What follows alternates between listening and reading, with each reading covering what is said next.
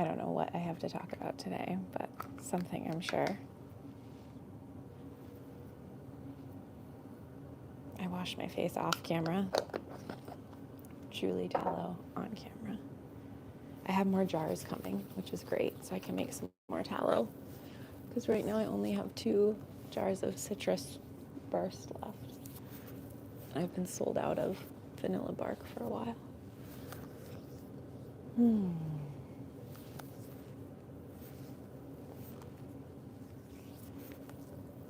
I figured I'd crochet today. I'm meeting with one of my neighbors invited me over to crochet with her tomorrow. So I'm going to do that. But I figured I think I'm going to crochet something different though when I go to her house. I've been working on crocheting circles, like circular, like for, not pads, not like period pads, but like scrub pads. Because I also got that like scrubby, like stuff. Good morning, Ben. So I'm gonna crochet in circles tomorrow, but it's hard. Let me actually show you that scrubby stuff that I used to crochet with. If you incorporate it with cotton, it's not so bad. But man, it really hurts your fingers. But I gotta work on my circles because they're not good. Oh, everything's tangled over here. Let me see what I can. Oh, I have to bring everything. Okay, well. Oh my God. Not what I intended. Okay, so this one. Hi, Carol. Carol and Ben are here. So it's like this, like, it's literally like a loofah. It's like what a loofah would look like if it was all taken apart. But I'm going to combine these two colors for one scrubby. And then these two. It's white and yellow yarn with this yellow. And I started working on it and I already fucked it up. Like, this is not a circle. This is like an egg.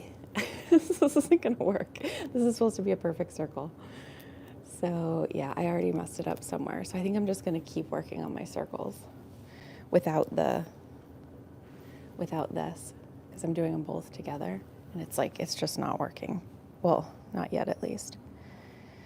I haven't figured it out. So then I was just going to work on this baby blanket that I've been working on for a while now and talk about whatever I'm thinking. I don't know. I'm not even really thinking much today. I guess I have some thoughts, but I posted stuff on Instagram last night on the close friends list. So you have to be on Instagram. Thanks, Carol.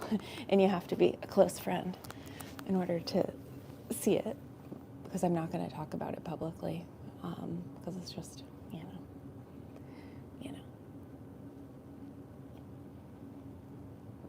So Carol, you might miss those fiery stories.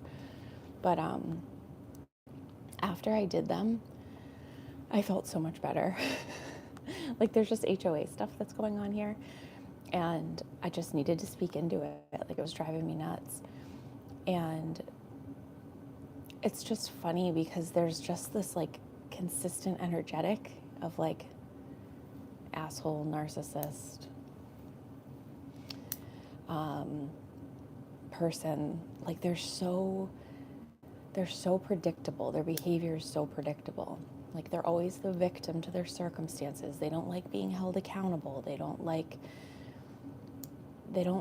anything except like what's self-serving on their own part. And in this case, we have this vendor that is just looking to just gouge us any way necessary. And just take us for all we're worth. And I'm unwilling to do that. And I see exactly what he's trying to do.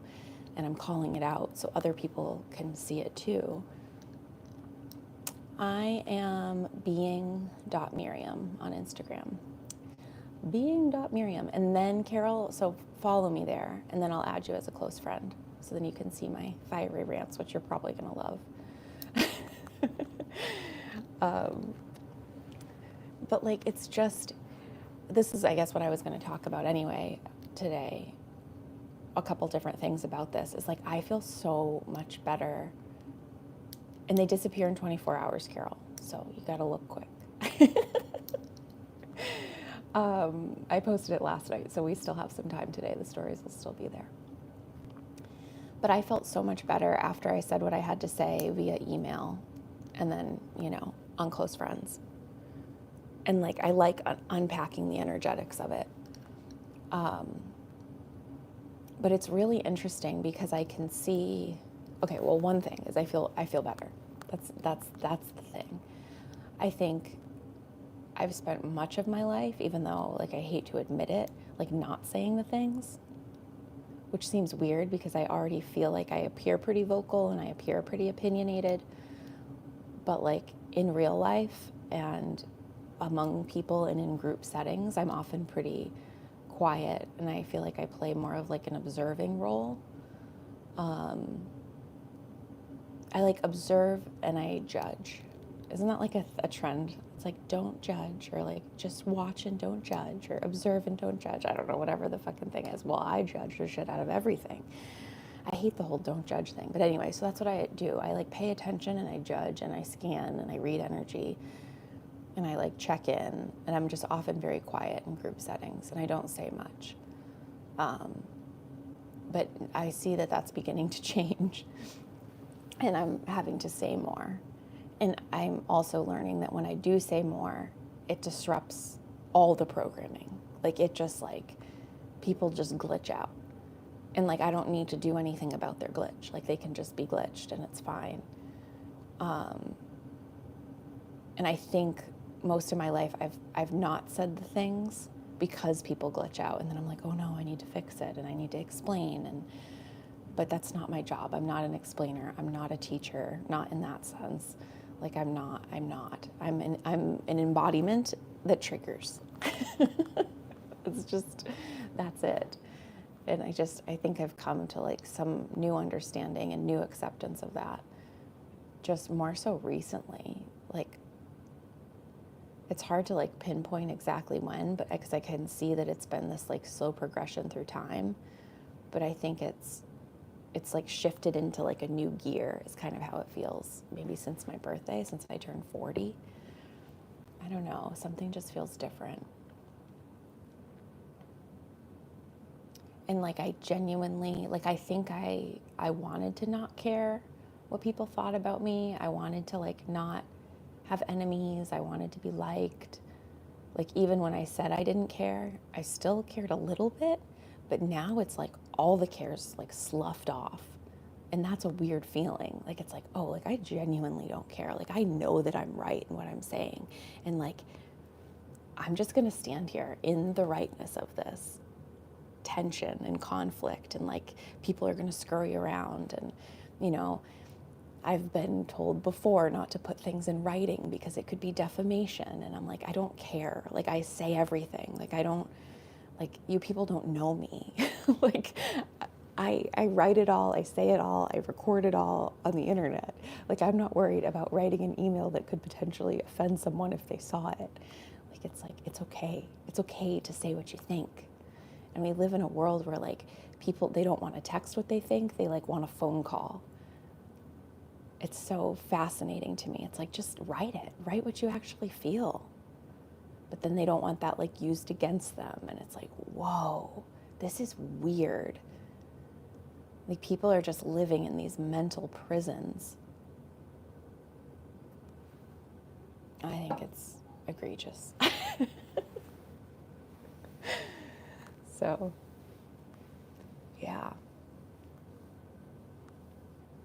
Yeah, I definitely still like thought of the email that I sent last night because like I'm being just as snarky as I was with the old property management company. I'm being just as snarky with this one.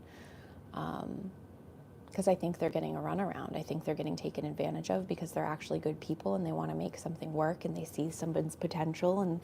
But he's fake. He's fake. He's a liar. He's a scam artist. He's a narcissist. He's just scum of the earth.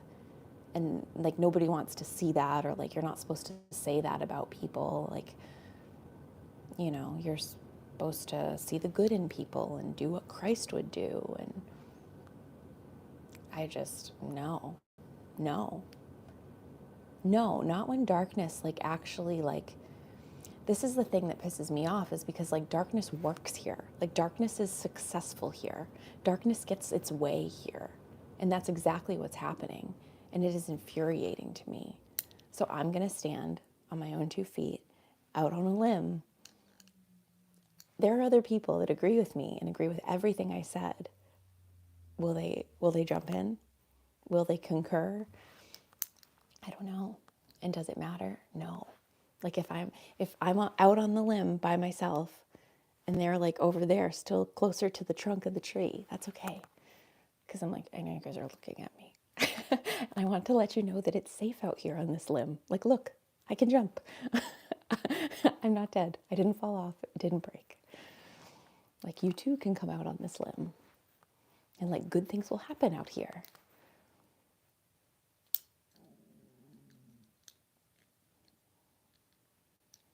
Yeah, it's interesting. It's interesting how like attached people are to like all sorts of different scripts. Like even ones that seem like noble or like responsible. Like for instance, our plow guy isn't that great. And and you never cancel a landscaping contract in the middle of winter. Like no, you'll never find anyone to replace them. And then my question is, well, have we tried?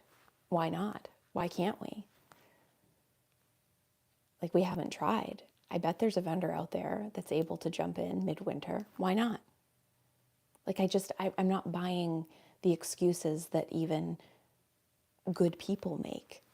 Like the plow guy's making a whole slew of excuses as to why he needs to charge us more money and why he's shitty at his job. It's our fault, of course, even though this is his profession. But, you know, aside from that,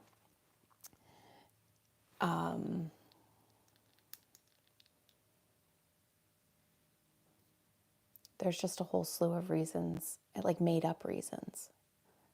Like, oh, well, you just don't do that. You don't do something in the middle of winter. You don't change vendors. Why? Why don't you? Why not? Like, I don't want to be the same. I don't want to make the same excuses that this like vile human is making. That goes for everything. And it's everywhere. And it's so weird that that energetic like thrives here, because the only person that loses in this particular situation is us. We lose out on an egregious amount of money. I'm telling you, I'm telling them. I know it. I know it in my bones. And I don't want to see that happen. I don't want to see that happen, because that's the exact same thing that happened with our old property management company, is they were trying to scam us till the very bitter end. And I called it out and I barked the same way I'm barking now. And it makes people very uncomfortable. It's very unsettling. I understand that. I don't care. And it's weird because I can feel in my body that I don't care. And it's a weird feeling because it feels empty. Because I'm like, wait, where's the anxiety? Where's the insecurity? Where's the second guessing? And it's like, it's gone. I'm like, how are all those feelings that I felt all my life just suddenly gone? I didn't do any work around it. I didn't like journal about it or like, I want to not care anymore. I want to be able to be brave and speak my mind. No, it just has happened through time because God has put me in situations where like that has been my evolutionary edge every single time. Is to like speak up, Miriam, say the thing, call it out. And then it's like, it's always a kaboom every time, at least in the last 2 years with this particular situation that I'm talking about being on the board. It's always a big kaboom. It's always offensive. It always makes people uncomfortable. Have I been right about it every single time? Yes. Am I 10 out of 10 for 10? Am I batting 1,000? Yes, I sure am. You're funny. That's how I feel about spirituality now. Carol, I don't know what you're talking about. It's so hard for me to track the thing that you're referring to. I am the worst at it. Like, we need David here. he'd remember. And if he didn't remember, he'd pull the feed. Dang it, Carol. I'm sorry. I feel like I'm a shitty live streamer. Now my insecurities are showing. Dang it. I need more context every time because I get off on these things and I think about like the next thread and where I'm going with that one. But I'm glad we're on the same page about spirituality. Good morning, Erica. Hello, hello.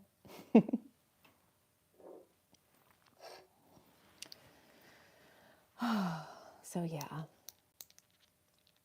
you may appreciate this conversation, Erica. Hi, Emil. Good morning. Good morning. Good morning. Just talking about narcissism and that energetic and how it like really thrives here. And the only people that end up winning are the narcissists. Like, because what ends up happening, David and I were talking about this quite a bit, is like you end up projecting your goodness onto these motherfuckers. Like it's not even in the realm of possibility that they would do that or be that way, because you wouldn't be that way. Like it's like you would never even think to do that, because it's like it's so off. It's like so off base. And you think, oh, well, maybe they just misunderstood, or, oh, you know what, maybe it was me. Like maybe I just didn't explain it right, or maybe they just didn't understand. Like, oh yeah, like, well, you know. And then you go and you justify their behavior because you're like, well, they had a really rough upbringing. And it's like, we all did, okay? We all did. And we're not like that, okay? We've all had a rough upbringing. Like, shit's been hard here, but we're not like that. So, like, what is that? And, like, why does that thrive here? Why does that dark energetic, that self-serving, like, just manipulative, arrogant in all the wrong ways, energetic work here? And it's because there's good people that, like, just, that they bow down to it. They cow to it. Cow? No. Cow. You cow to it. No, that's not what you do.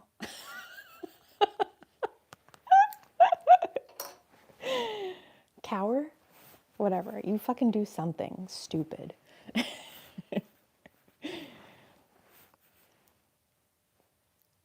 It's wild. It's wild. And it's everywhere. It's like they're a dime a dozen. They're all over the place. And I'm sick of it. There it is. Kowtow. Thanks, Emil. You cow to it. Okay, so the plan is with this blanket, I don't know how long it is, but the plan is to make it a perfect square. We're not quite there yet. It still needs to be longer. I don't know. I forget how many inches it is. I've measured it like a million times and the number still never sticks because I just measure one way, measure the other, and I'm like, okay, we're not a square. So then I just keep going. But I never hold the number in my head. And I still only know how to do just one stitch crocheting. That's all I do. Like, I don't do anything fancy, anything. The only other new thing I was learning was with making the circles, which we saw how that turned out. But I actually did do a good circle. But this was my circle scrubby, for those that missed it. It's not a circle. This is supposed to be a circle, and it's just not. Let's see, where did I mess up? I think, like, you can see the middle. So that came out pretty good, I think. I think I have maybe an extra one in there. But that's a circle, and then you just keep going out and building the circle. But I'm going to undo this anyway. Ooh, dusty. But I think this is what I'm going to work on tomorrow with my neighbor, is circles. But I'll probably take the scrubby pad out because I'll get too frustrated. And then I won't be able to focus on gossiping, which is really my only intention ever. And learning more about her. She's like one of those people that, like, I'm just like, oh, you've lived a life. Like, I just feel like she has stories. And I hope she opens up and tells me them. So I don't know. There's just something there. She's just interesting. She's a single mom. Yeah, I don't know, just there's some grit there.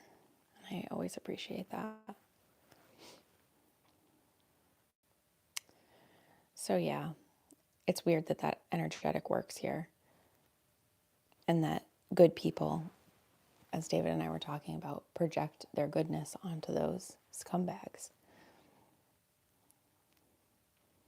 And it's like maddening.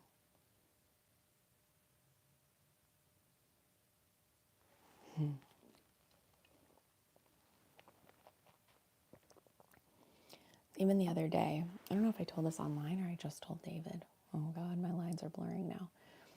Oh no. Well, I told my neighbor Sue.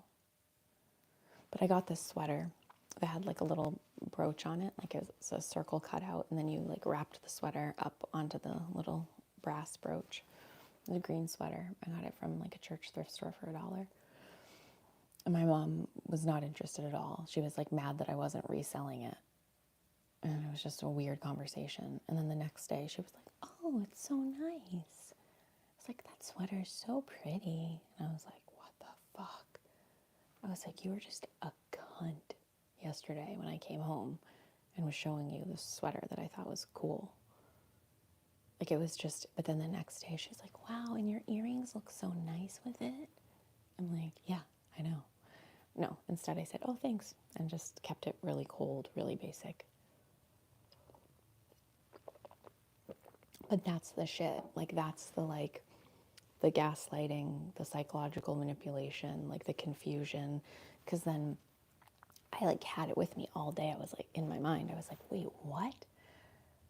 I was like, yesterday she was so rude about this sweater and like wasn't interested and didn't care and didn't understand why I wasn't reselling it or reselling.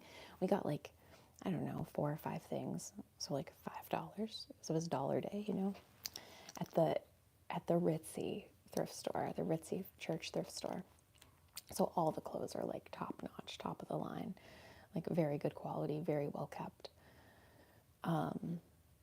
And she was just so rude about the things I was showing her and so disinterested and just, but then as like good people, right, you could easily be like, well, maybe she was just in a bad mood and I didn't realize, like, oh, maybe she wasn't interested because she was in the middle of doing something and I just didn't notice.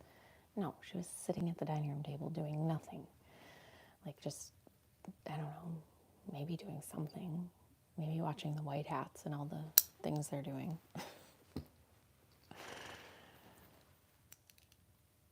Yeah, it's just weird. And then the next day she was like so fake nice. And that's just what they're like. And it makes you second guess yourself. It makes you second guess the experience that you just had like 12 hours prior.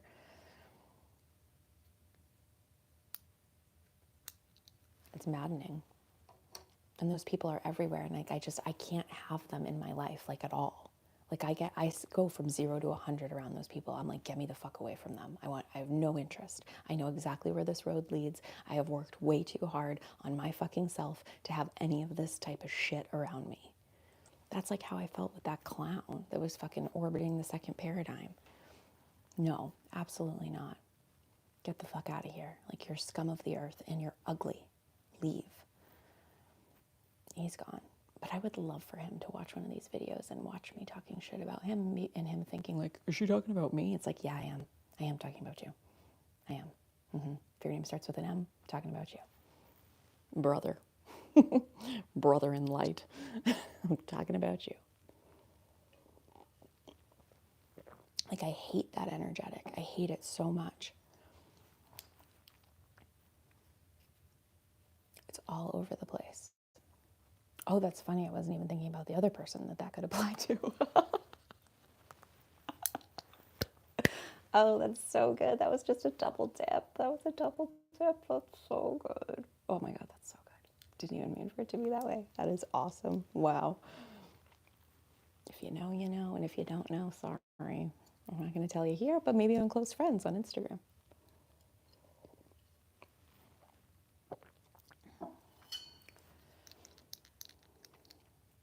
Yeah, and I noticed that like the more I think I used to get rattled by that energetic. I definitely used to get rattled by that energetic because it's like they're unstable, and they make shit up and they lie and they twist things and like you never know like what's what. Oh, let's just settle in here a little bit more. Do you need to be able to see what I'm doing? It's just going to be, it's not very detailed. It's in loop pull through.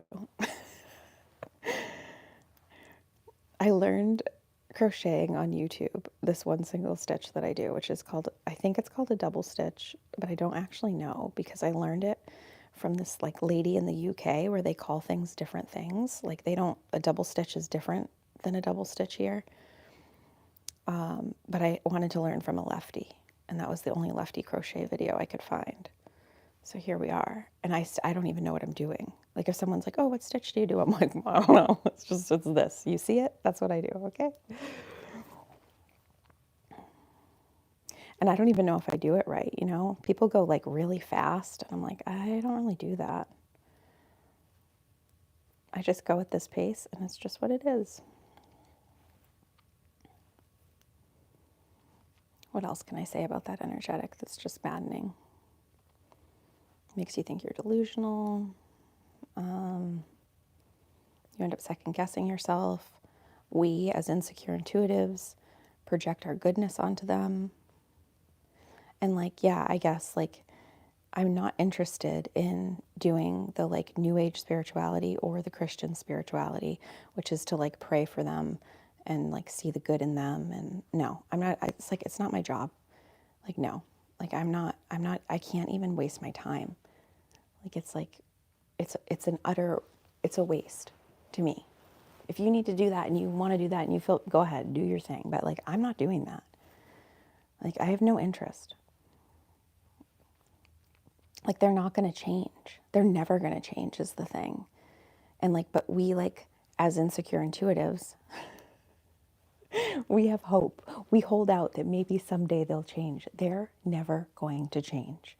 Just like, do I look small? Does this look like a job? This is such a funny angle. I feel like I look so small on like a big couch. It's the way that it's tilted down so far. This is optical illusion here. They're never going to change. And like that's something you're like not supposed to say, right? You're supposed to have hope that they change. They're not. They're not going to change. Most people here don't change. Most people are stuck in time. They don't grow. They don't evolve. Their soul doesn't evolve here. They get stunted.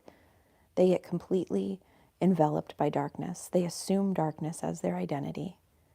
Like the people, just because you've changed and you've continued to grow, again, projecting your goodness, projecting your evolution, projecting what you've been capable of doing onto these psychopaths. Like we need to stop doing that. If there's a subset of the population that wants to do that, that's fine. But I am not that subset. I am not here to like play nice with these psychopaths. I'm not. No shot. And I know I take a really radical, hard stance when it comes to this. And like I feel like I have to. I'm like, well, if no one else is going to, I will. I'll go out on the limb. That's fine. I'll go out on the limb. I'll be the bad person. I'll be the one that has no hope for these fucktards. That's fine. That's fine. I'll be that. And then you can come join me when you've gotten burned enough times. But clearly, the fact that your whole face is melted off, that's not enough for you? Okay, fine. Go back into the fire. I'll be out here on the limb, crocheting. It's fine. Whatever. I'm also not here to rescue the insecure intuitives from continuing to put themselves in stupid fucking precarious situations that aren't even necessary.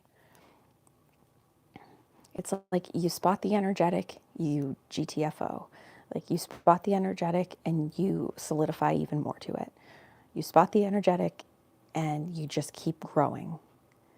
And like, trust me, like if I were to talk to like a regular therapist or something like that about the situation with my mom and living here and how fucking toxic it is, they would advise for me to leave. Like, Miriam, you need to get out. Like, that is not healthy. Like, da da da. You need to live your life. You need to, whatever. But when I check in, all the guidance I get is like, no, just stay. You're fine. Just stay. And that's very challenging. It's hard because in theory, on paper, from a professional in quotes, I should leave. I should do everything in my power to leave. I should work as many misaligned jobs as I possibly can to get enough money to leave. But like the actual reality, and when I check in with God, it's like, nope, stay put. You're exactly where you need to be. And I feel that, and I know that. So then can I trust that? Yeah, of course. Of course I can trust that. Is it uncomfortable to trust that? Yeah. Would I rather leave? Would my life be easier and better? Yeah, in some ways. In some ways it would. In some ways it would be different. There'd be new challenges. It would be a completely different reality configuration. Like, life without my mom is a totally different life than life with her. And for whatever reason, I'm guided to be here now. I'm Ram Dassing it. I'm guided to be here now. And that's just what it is. And it's okay. And when we check in and we get the guidance to do what we're doing, we need to realize that we checked in and that it's good, and we asked God, and God told us exactly what to do or what to not do. Like, we can stand on that. We can trust it. We hem and haw the whole way there, but we can trust it. Because we don't have the vantage point. We don't have the perspective that God has for our lives. And I know that this time will make sense. I think one of the biggest things, aside from my mom, about David and I being here is how much we've helped the community. I think we were going to be in a absolutely devastating financial situation within the next 2 years. I think there was a very high likelihood that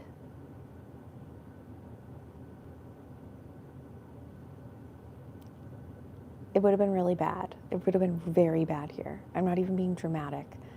And I think my being here, my being a part of the board, David starting to do maintenance for like the neighbors, and then starting to do maintenance for beyond the neighbors and for the whole property, and that saved us a fuck ton of money.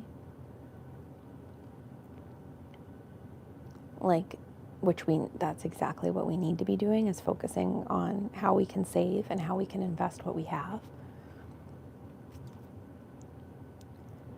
without getting into too many details. But I can see why I'm here for that reason. I don't know that this condo complex would have made the pivot that we just did without me here. Genuinely. I'm not even trying to be like an egomaniac or anything like that, but I spearheaded this whole thing, not by myself, but my incessant barking that something's wrong, and we need to find it. That paid off.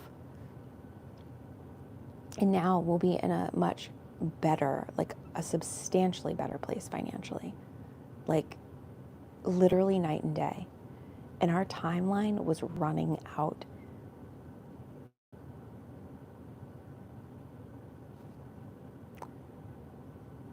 And it's so funny because another element of this is I don't live my life this way. I don't care. If my bank account's going down, I don't bark. It's oh, well, it's going down. It'll go up eventually.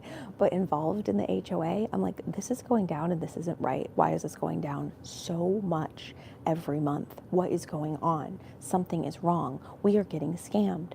And then when I went out and talked to other neighbors, they always felt like something was shady. Something was off. There was some sort of skimming happening. I don't know whether that was happening or not. But there was always just this sense, even with just regular freaking folk, that just felt like something was off here.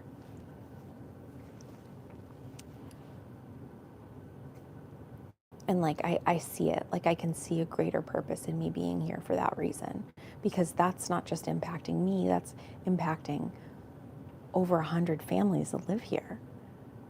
Like, it could have gone like very bad, which is so crazy. Like, and like, it would have screwed my mom over, it would have screwed us over, and or me over, and our inheritance, or me inheriting the condo when she dies. It would have just been a mess for everyone here. And now that's not happening. And I felt that, like, even a couple years ago, when it was probably, I guess, a year ago. So I've been on the board now as my 3rd year. But I just kept talking about, I was like, there's 2 timelines here. Like, one where things go like all the way that they have been, and we're going to be in a pit, or we turn, we turn this ship. I just felt it so strongly. And now there's evidence that we would have in fact been in a very, very, very, very bad situation.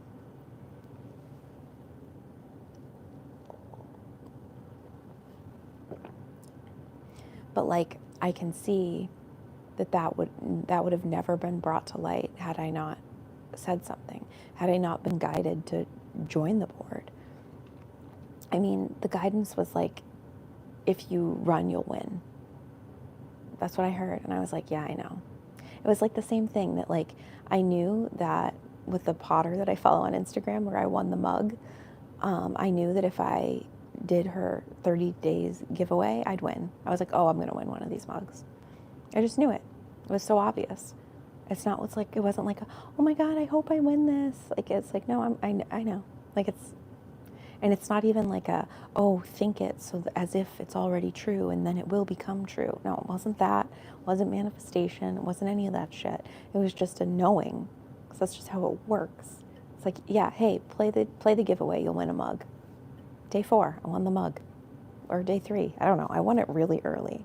And I've still been sharing all her mugs, even though I won one, because they're beautiful. And I don't agree with her politics.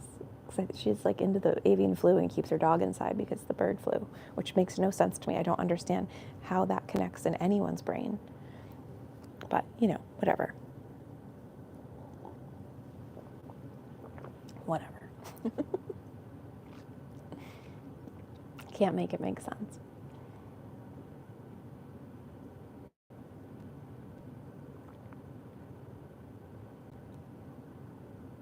But there's just this, I don't know, maybe I'm becoming like the woman that I always wanted to be.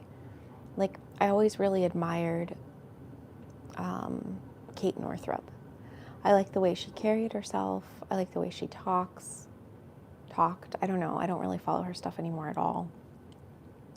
But she just felt like such a breath of fresh air. I always just preferred her energy over like all the other people that were talking about nonsense. But then when she got into alien disclosure, I was like, I'm out. I wasn't so interested anymore. But there was just a way that she talked that it just resonated with me. And I was like, man, I want to be like that when I'm an old lady. And like, she still has her like passionate topics, and she has so much knowledge about the female body and the corrupt system of medicine. And she was just like in the trenches, living that life for decades.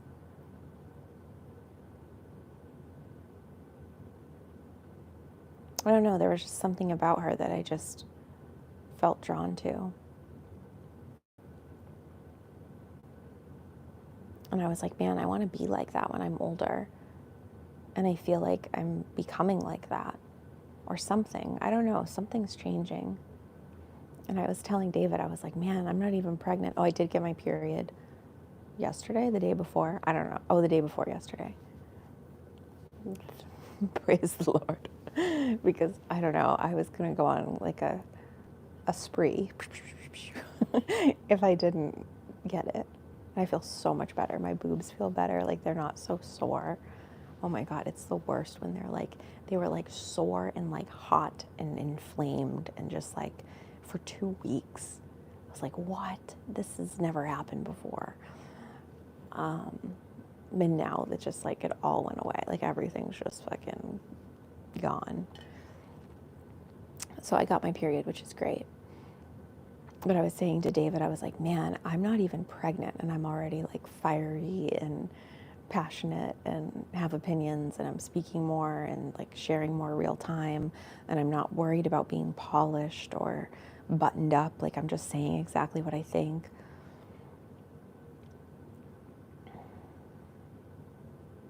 Like the filter has come off and I feel so much freedom in that.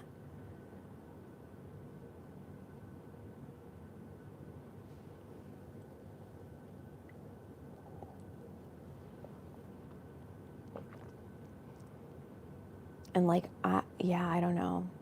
I feel like I'm just recording these videos just so talking about myself. So like overly invested in my growth. I don't know. Just looking at it, I guess. Like I was so proud of myself last night. I was proud of myself. So our old property management company, the guy, his name's David, who knows who the fuck he is. He's just a guy named David.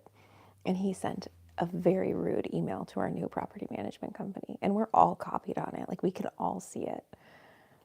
So one of the board members emailed the person from the new company that was like under attack, and she's like, I am so sorry that they're talking to you this way. Like this is so unprofessional. She sent this like nice message to him to let her know that like she has his back. And then I didn't know she did that. Meanwhile, I'm over here and I send a message to the David cat, like just a message just to him, which my David thought was the funniest thing because he's like, it's like you pulled him aside and reprimanded him, which I did. I said, ew, David, your correspondence is foul. Good riddance, which is not even how I talk. But nobody starts an email with like, ew, David, like other than that movie, that show, Schitt's Creek. I maybe watched one episode, but like I didn't even know. I realized later, I'm like, oh, ew, David's like a meme. Anyway, or David ew, I don't know how they say it, whatever. But anyway, I was so proud of myself for like pushing back on him because I was like, this is that shit. This is that same energetic that like gets away with like being rude here. And then nobody engages with it. Well, I engaged with it and he didn't say anything back, obviously, but I got in his head and I know I got in his head and that's all I needed. I was like, when this motherfucker's when this motherfucker's head hits the pillow, he's thinking of me. I was like, God, that is a good feeling. It's like, wow, I won. I know I won in the best way. So there was that. That happened. That was like a couple weeks ago. It was like, I think the beginning of February, because the new company was still waiting and is still waiting on the financial information from the old company. But I would assume that the old company is cooking the books. Yeah, it's safe to assume that, allegedly. So they weren't providing any information to the new company. So the new company was following up, and then the old company panicked because that's what you do. When you're a psychopath, narcissist, toxic, dark-ass motherfucker, you panic when someone holds you accountable. You can't be with it. You freak out. And then he started playing this like blame game with the new company. It was so ridiculous. It was it was just so indicative of exactly why we left. Like, it was just like, thank you. You're proving exactly that you are the scum of the earth. Yep. So that was one thing. That was a huge one thing. Man, I don't know if I can talk and crochet. That's going to be hard. Okay, so I was proud of myself for that. And then I was also proud of myself for last night and sticking up for, all the nonsense there. Like standing up like to the new company that I really like and I really appreciate, and like staking my claim there and saying exactly what I think and what exactly is playing out here and how I won't stand for it and how it's not acceptable. And I said, I refuse. So yeah, it's going to cause a little bit of a stir, but I'm still standing on the same thing that I was standing on before. Like I'm not what I'm seeing here is the same thread. It's the same level of darkness that people embody. It's the same thing. It's the exact same energetic. And I'm so sick of seeing good people being taken advantage of. So that's what I'm standing for. I'm sick of seeing us, particularly in this situation, being taken advantage of. I don't want to see people here at the second paradigm. I don't want to see you guys taken advantage of. Like, I can't stand it. And it's obvious to me in an instant. As soon as I meet these people, I know. I know it in an instant. There isn't even a part of me anymore. There used to be. There isn't even a part of me that wants to give them the benefit of the doubt. Or like, oh, Miriam, maybe you're reading the energy wrong. Like, no. Absolutely not. I know I am not. I have been in the dome for 40 years in this lifetime, and I have lived several other iterations of life, I'm sure, around the same energetic, because my sniffer goes it's a fire, just it lights up. It's like bullshit. Oh, we'll just give him a chance. You just met him. No. Why? Why? They're all the same. Why would I do that? That doesn't even make any sense. They're a dime a dozen. Why waste my time? Yeah, I don't like them. I don't like them. And no one stands up to them. No one. Not no one. But it's very rare that anyone stands up to them. And especially in secure intuitives. We're the most docile people in the dome. We don't stand up to anything. When we do, it is exhilarating though. Gotta tell ya. It's like really the only way to be. We all need to have a spine. And we all need to stand up for what is actually right and good and true. And is our biology going to flare? And are we going to be uncomfortable? And are we going to have sleepless nights? And are we going to second guess ourselves? Yeah, every time. But like it gets easier and easier and easier. And then eventually, I guess, you get to this point where I feel like I've arrived, where I'm like, oh, yeah, I can do this all day, every day. Like easy, easy. Wasn't always easy. Wasn't always easy.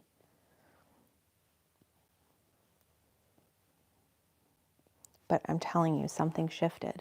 And the only thing that I can think of is that I continued to engage with it. I continued to engage with it, and I continued for it to not take me out. I continued to stand up to it. And not in the way that like therapists will tell you, like, oh, you got to gray rock the narcissist and all the modalities. It's not that. It's like, it's so nuanced. It's so specific. It's so situational. It really depends on what your guidance is, like what you're actually getting through your channel. And like you have to follow those steps for you. It's not a one size fits all. It's not oh, I can read a book about narcissists and psychopaths and BPD and then I'll be equipped. It's like, no. No. Like, yes, the scripts are the same. Yes, the manipulation tactics are the same. Yes, they all say the same thing and you could probably write it better than they could. But like, I don't know. It's not that. It's so unique and so specialized to your circumstance. And God will use those people in your life to, in this case, that what I'm thinking is like, I'm now seeing my growth in a way that I haven't seen it in a while. I'm now seeing like the woman that I've always wanted to be. Like I'm seeing more of who I want to be. I just want to be this like very embodied woman and not like the pussy drip, like oozing sexual energy, naked over a rock, holding my boobs. Like not that. Like that to me isn't embodied. I know we as women think like, oh my God, they're so embodied. They did that photo shoot. Like I would love to do a photo shoot like that, but I'd probably never look that good. It's like, okay, first of all, bitch, number one, you'd look better. And number two, like why? Like why? Like you're fine. You're good. If you want to do it, do it.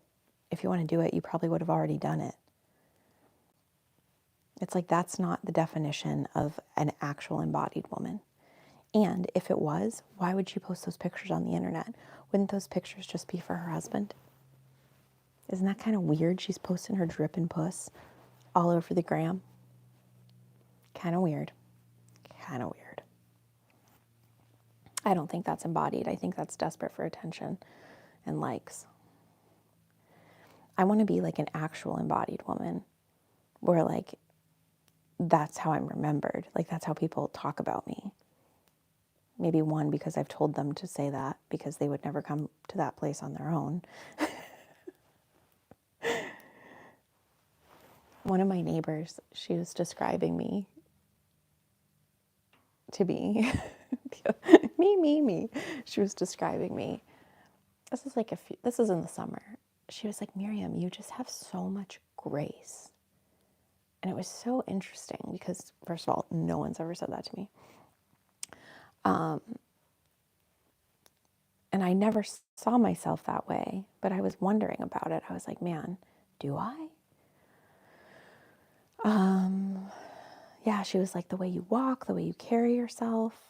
I'm like, oh, that's so funny because like my perspective of myself is that I'm like a bull in a china shop and just constantly angry and hate everyone.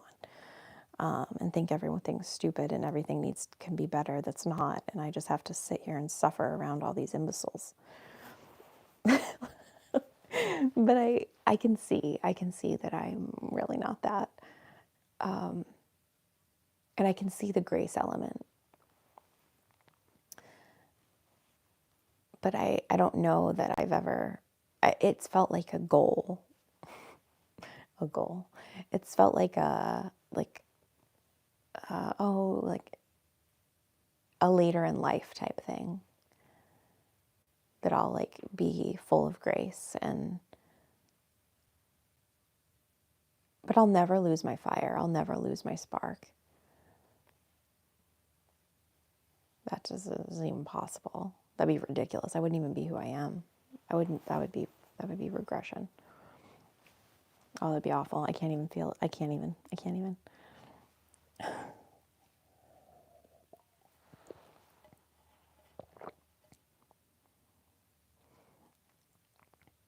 But yeah, I've just been really proud of myself lately. And it's cool to feel proud of myself. It's not coming from anywhere else. Like, I know David's proud of me. He freaking loves, like, I fired off this bananas email that no one would ever in their right mind write that is just radically honest. You can see it on close friends on Instagram until the end of today. And I know, and David loved it. Like he was like feeling into if he should jump in, but no opening. It just kind of needs to sit there and like just be, and like people feel what they feel and think what they think and say what they say. It doesn't really matter. I don't even need it to go anywhere. That's the other thing. Like, I feel so much relief just having said it. Like, I genuinely, if the deal is that we're going to play this out in physical reality and get screwed over egregiously financially this winter, then fine. That's fine. Like, but I know that I'm standing on good solid ground, and I know that I'm not participating in this, that I didn't want this, and everyone knows that I didn't want this. Like, and that feels good. Will I have a told you so moment when we get this outrageous bill? I don't know. I might give a little look, like a little. But, just that'll suffice.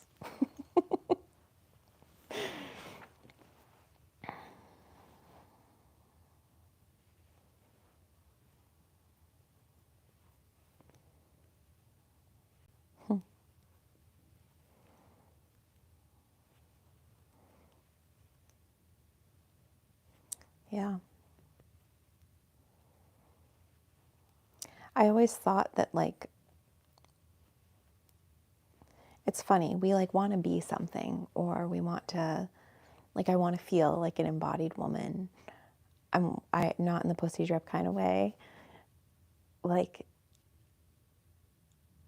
and we want to be that, and we have those visions of that, of when we're older, what we'll be like, and how much more grounded we'll be, and like how much wiser we'll be, and there's just this like air about those future visions of ourselves that we feel different. We feel different. Our capabilities are different. Just things are different. But it's funny because it's like then here, now, be here now.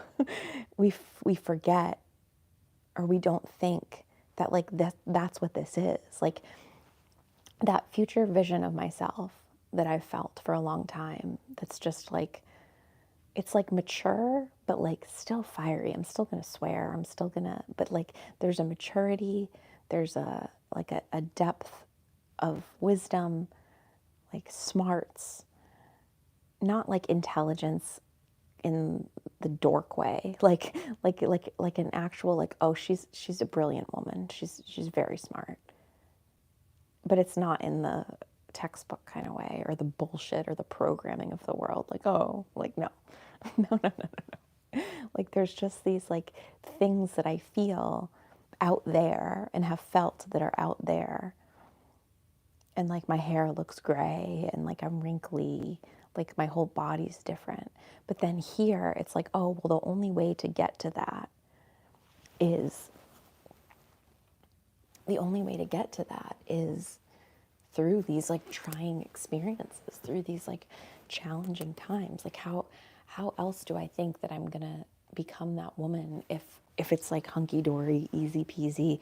I don't have any interactions with any narcissists. I don't, whatever the thing is, like wherever my like spiritual growth edges are, like I'm not in any group settings ever, so I never have to speak up. Like I would never become that.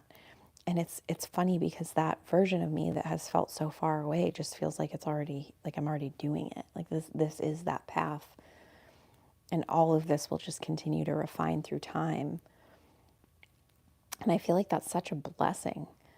That's such a blessing to continue to grow. And it's such a blessing to witness other people's growth like this. Like, I don't know.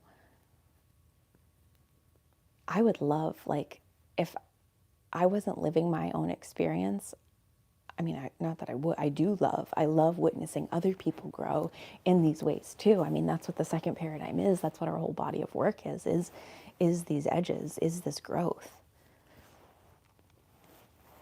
Like, I can't imagine being interested in anything else.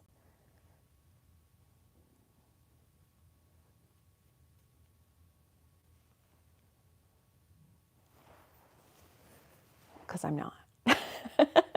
I can't imagine it because I'm not. I'm not interested in anything else. Like, this feels like, I don't know, I kind of am linking it to like having a child as well. And like when I first found out I was pregnant, I was like, it was this weird devastation that came up that I was like, oh my God, I'm never going to see her be all that she can become here. Like, I'm not going to be able to witness her, the entirety of her life and all of her growth. Like, I won't be able to witness the whole entire evolution of her soul on earth. And that felt like devastating. Like, it's still like, well, gets me welled up. Like, it's so sad. Like, it feels like that's the like absolute biggest blessing here, is to raise a child and see their evolution and play a part in their evolution and assist with their evolution and like and foster it. And then you can only foster it so far. And that feels so sad to me.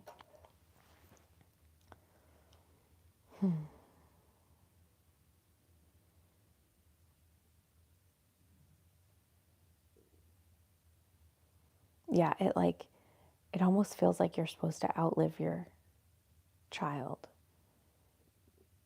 so you can like make sure they get there. I don't know. Maybe that's why we stay like so tethered and so like not earthbound, but I guess that's why when our relatives, I'm specifically thinking of your dad, Chelsea, like why he stayed so long, or he's still around. But it's crazy because he's still, now he's watching you and John.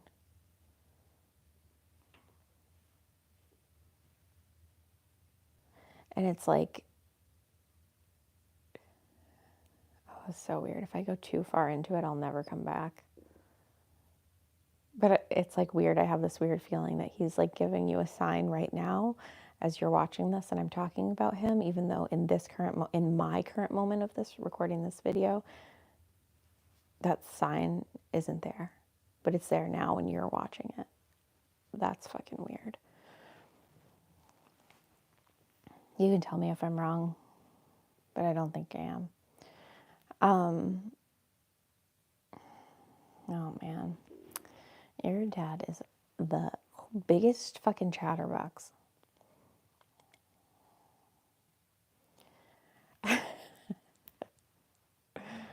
Oh God.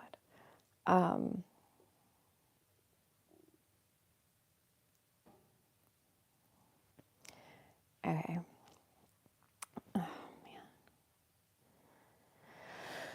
Okay. Let's see. He's like a puppy. He's like a golden retriever. He's like very excited that I'm available and I'm talking to him and I'm talking about him. And I was like telling him, I'm like, wait, I'm going to switch gears and talk about something else.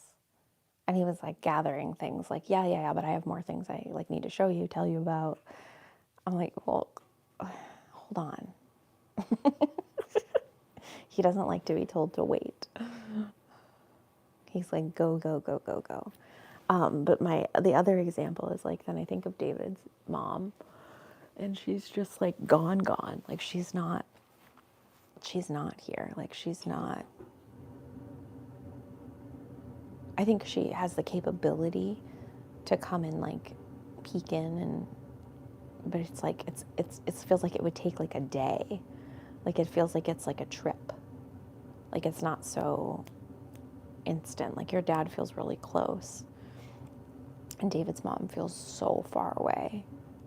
Like it feels like if we wanted to talk to her, we'd have to like dial the number now and then like tomorrow around this time we could like get in touch.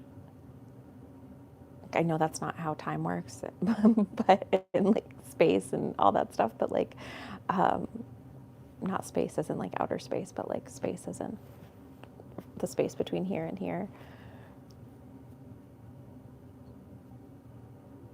Yeah, like I can't feel David's mom at all. Like she's like, I can like view her and I can see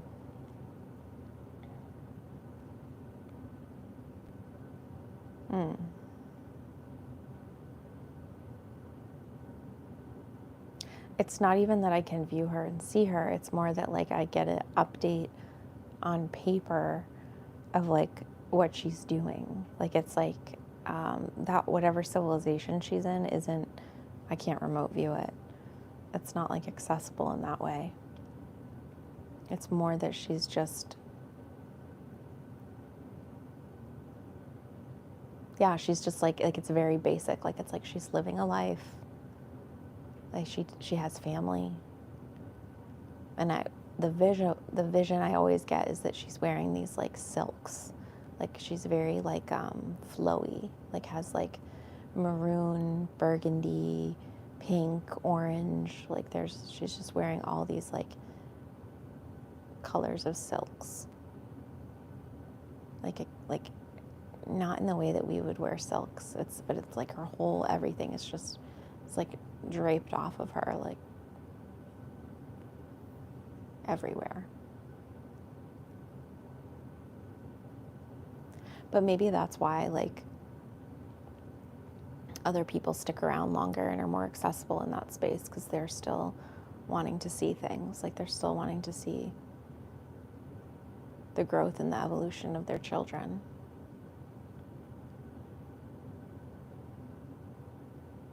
Maybe they feel like they missed out on portions of it during their living years. Like I think of David's mom, she stayed here for a really long time after she died. Like a very long time. I don't think she like crossed over until like maybe 2020. So 2011 to 2020. She was kind of annoying, honestly.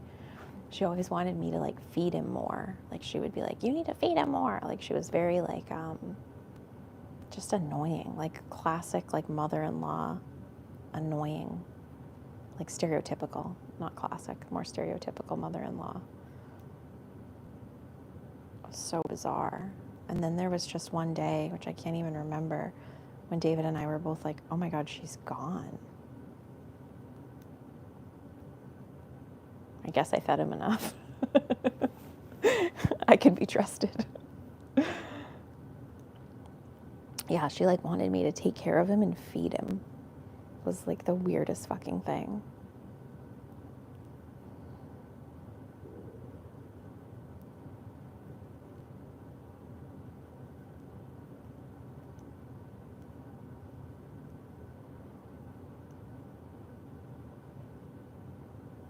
Yeah, it's interesting. I could just sit here in silence. It's harder to articulate the Chelsea's dad. I could type it better than I can talk it. Anytime that space opens up, he's there. He's like got a stack of books or something. I don't know. It's like from a library, like a personal library.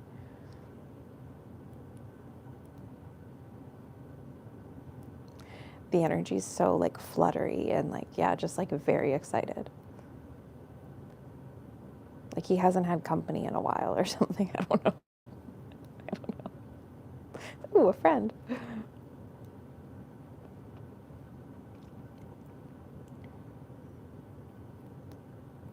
I, every once in a while I'll go on TikTok just to see what the things are. And I get so many like live streams for mediumship, and I'll watch them. I never like click into them, but I'll like watch. You know how you can just watch and not have to click in. I'll watch them, and I just feel like they're so off base. I'm like, what? It's like gross, and like I don't know. I just watch and I judge in disgust. And I'm like, wow, these people are getting paid to do this. And this isn't even a good reading. This isn't even accurate.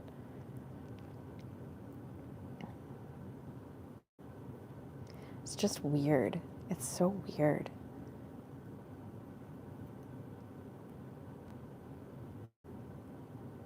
I don't know. Again, another archetype I would never want to be.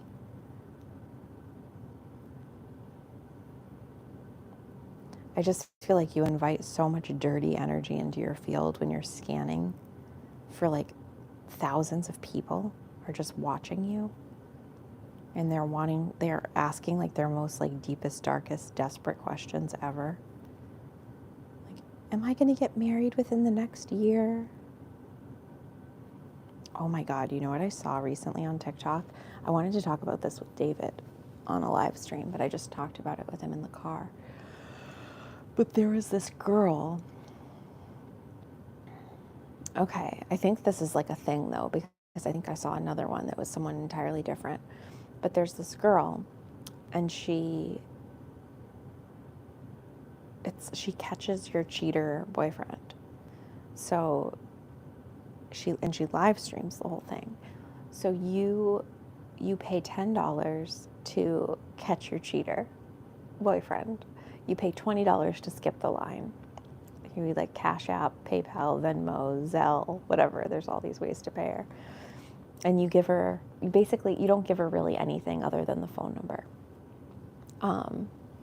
of the cheater. And she like doesn't follow. She has one script that she follows, her like flawless script. So what she does is she texts them, she FaceTimes them twice, and she calls them. And she sends them a picture of herself. And this is literally of her. It's a picture of her that she sends them. And she says her name is Jenny. So they don't answer. Usually the FaceTime, at least when I was watching, I watched, I think, for 3 hours. I know, it's too much. But I think I don't know. I might be rounding up.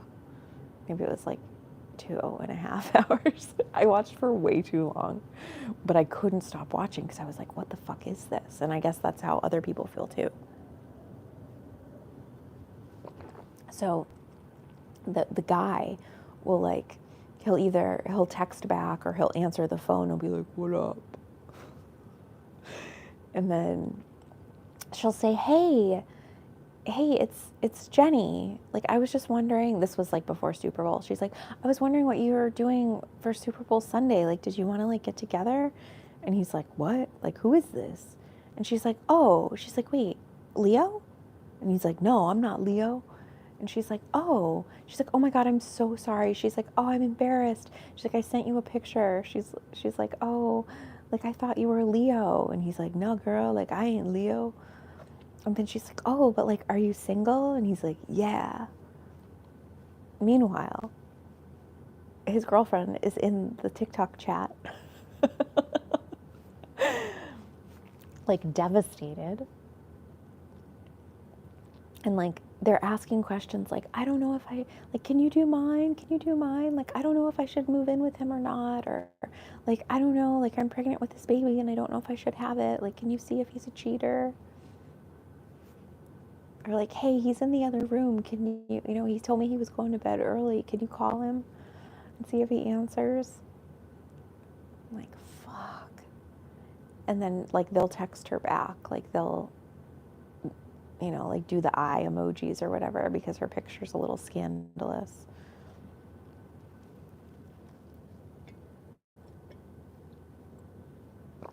And she has like several phones. She calls them her cheater phones. She's like 2 cheater phones that she uses those phone numbers to call these guys and like catch them. But yeah, they'll say that they're single. They'll say like, or they like really won't engage, and then they'll go to like texting, and then she says what they text, and it's just so weird. It's so weird that there's like, it's sad, really. It is weird, but it's also very sad. It's sad that these women are in these relationships that like so clearly aren't it. And like they're going on TikTok, catch a cheater. It's like, if you've gone that far, he's probably cheating on you. Like, and the one girl was like, he's in the other room, like call him so I can catch him in the act. I'll walk in. And I'm like, this is weird. Like, just get out. But they won't. They won't. And then they'll just go on to the next relationship. It's just the same. And I guess that's the other thing about like facing reality as it actually is like most people aren't going to grow here. Most people aren't going to change. And that's unfortunate, but it's just the truth. It's just the reality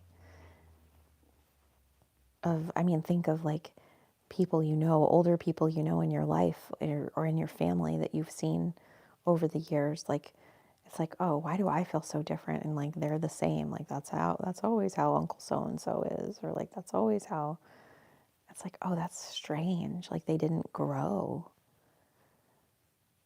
Like, they're all just stunted.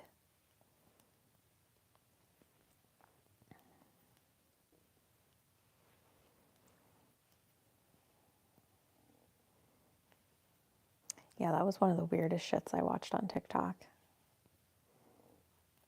TikTok Live, catch a cheater. It's like, I can't believe this is a thing, and I cannot stop watching. And there were thousands of people in there. I finally eventually joined the thing, I clicked the screen finally. But I stayed on the outside for a while.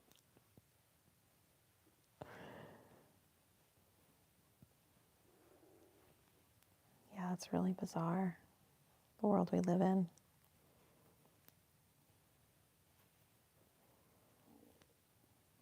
And how like beat down people are, intentionally so, by darkness.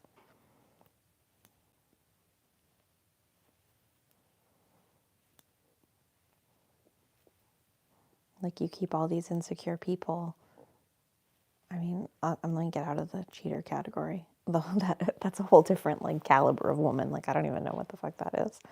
Like just young, naive. But like you think of how the most intuitive people are the most insecure, and like it's an easy way to keep those people even stunted is like encourage them to project their goodness onto people, encourage them to like see the abuser as the victim, like encourage them to like look within themselves and see why they're seeing this person this way in such a negative light. Like new age spirituality at large, like curates that. It's like rude, and it's seen as rude, unprofessional. I'm thinking of my email I sent recently, yesterday. It's like not what you do. Like it's like you don't call things out as they actually are. Like you call people, like talk about things as how they want them to be or how they wish that they would be, rather than seeing the reality at hand. Because when we see the reality at hand, it hurts.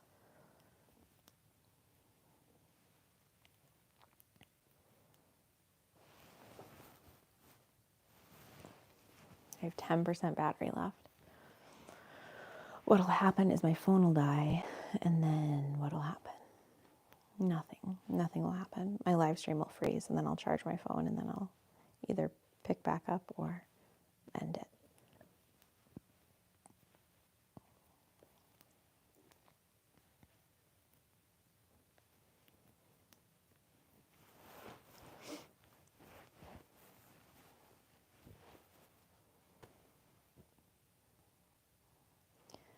Yeah.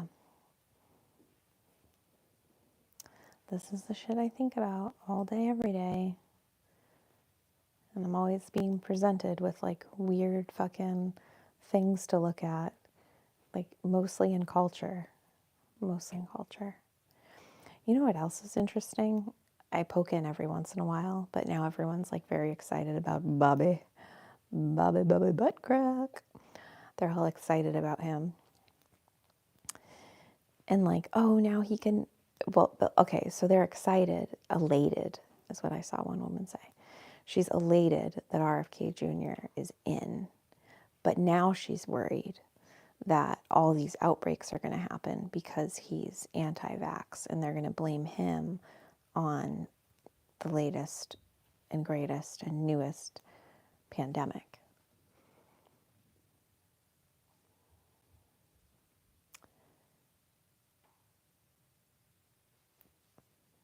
I'm like, oh, this is where we are. All right.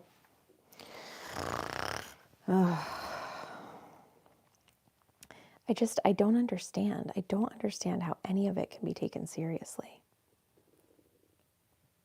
There's a girl I follow on Instagram. She posts a lot of like old world stuff, like Truth by Bosnia or something. Basia, I don't know. I found her in 2020, and then I've never seen her face, which, you know, that might be a red flag. I don't know. It's just kind of weird, but it's weird to like not see somebody's face ever in the last 5 years. She has like a emoji as her emoji, or as her profile picture. But anyway, she posts like a lot of old world stuff, and like, I don't know, like Tartaria, old buildings, you know, who built these, you know, good questions like that. She also does a lot of trans, like, you know, celebrity trans people, how we've been like duped for eons. And she has a Patreon. I've gotten close to getting nosy enough to join it so I can see who else she thinks is trans, but I've never joined. And because I just don't know that I care. It's like, I just think they're all trans and I think they're all gay. So moving on. Like, who fucking cares? But anyway, recently, she's been a big fan of Trump, it seems. And because he's encouraging this awakening. And it's getting harder and harder for me to follow her train of thinking because she's like justifying Trump and like maybe even Q and all that stuff. And it's just bizarre to me because I'm like, huh? Like, it's weird that you can see like flat earth and you can see trans and you can see old world, but then like there's still this like justification for Trump. And I can see elements of it. Like when I look out there, I'm like, well, he is fucking funny. Like, you know, there's like this Indian reporter that fucking you couldn't understand a lick of what they were saying. And Trump was like, I don't understand you. I don't understand what you're saying. It's just funny. Like it's just funny. Like I appreciate the humor and the funny. And he does say a lot of fucking funny shit. So there's that, right?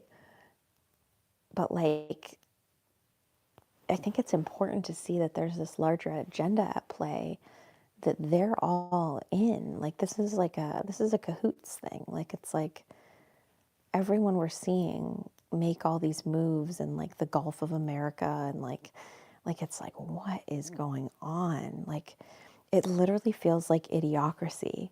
Like it's like, and now this is the Gulf of America and everyone's like, ah, Gulf of America. Like drink prime.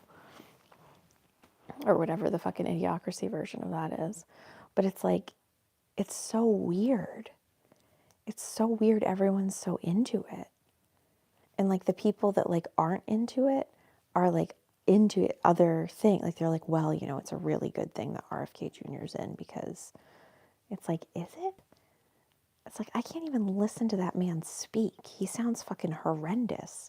But that's like offensive to say because it's like, well, Miriam, he has like, you know, voice box disease or whatever the fuck he has. Like, so you're not supposed to say, like, you know, he can't help it. Like, you're not supposed to say that. It's like, well, I just did. And like, wait, do you agree with me or do you not agree with me? Like, he's impossible to listen to.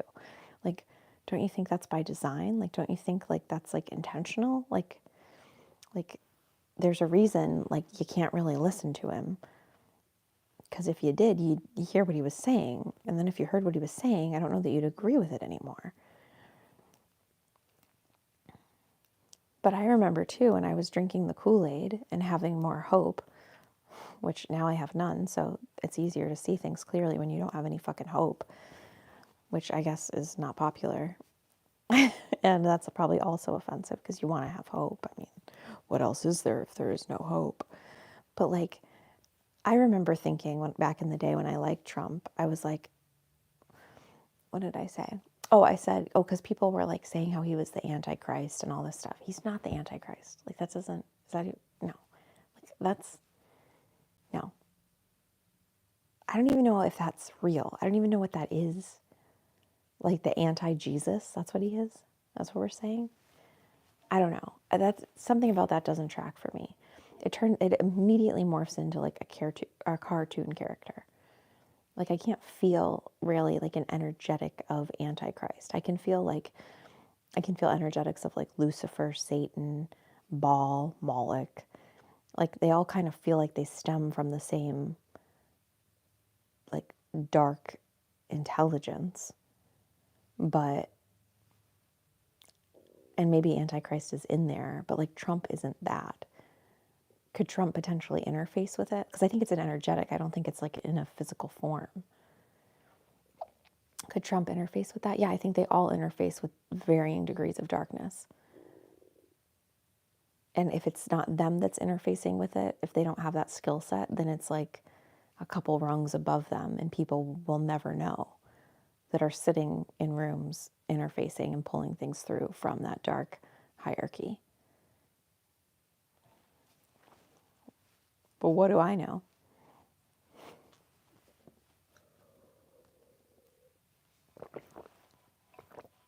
So anyway, when I did like Trump and people were calling him the Antichrist, I was like, isn't it the most, this is where my brainwashing was.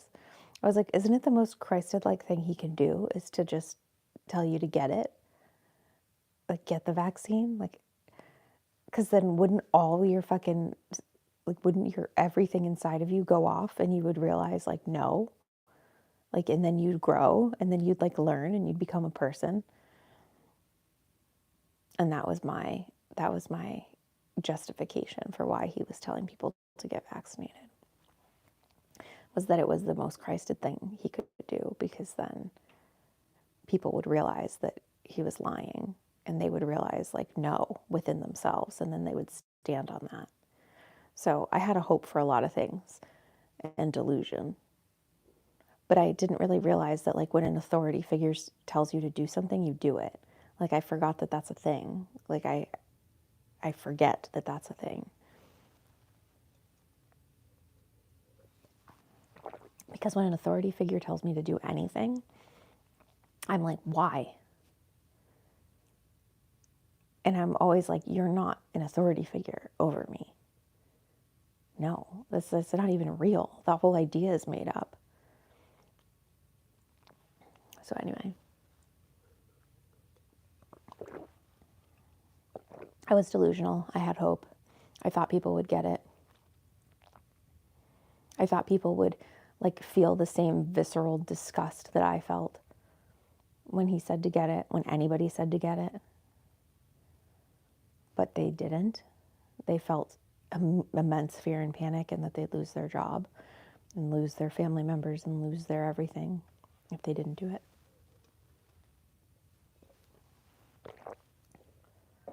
It's weird.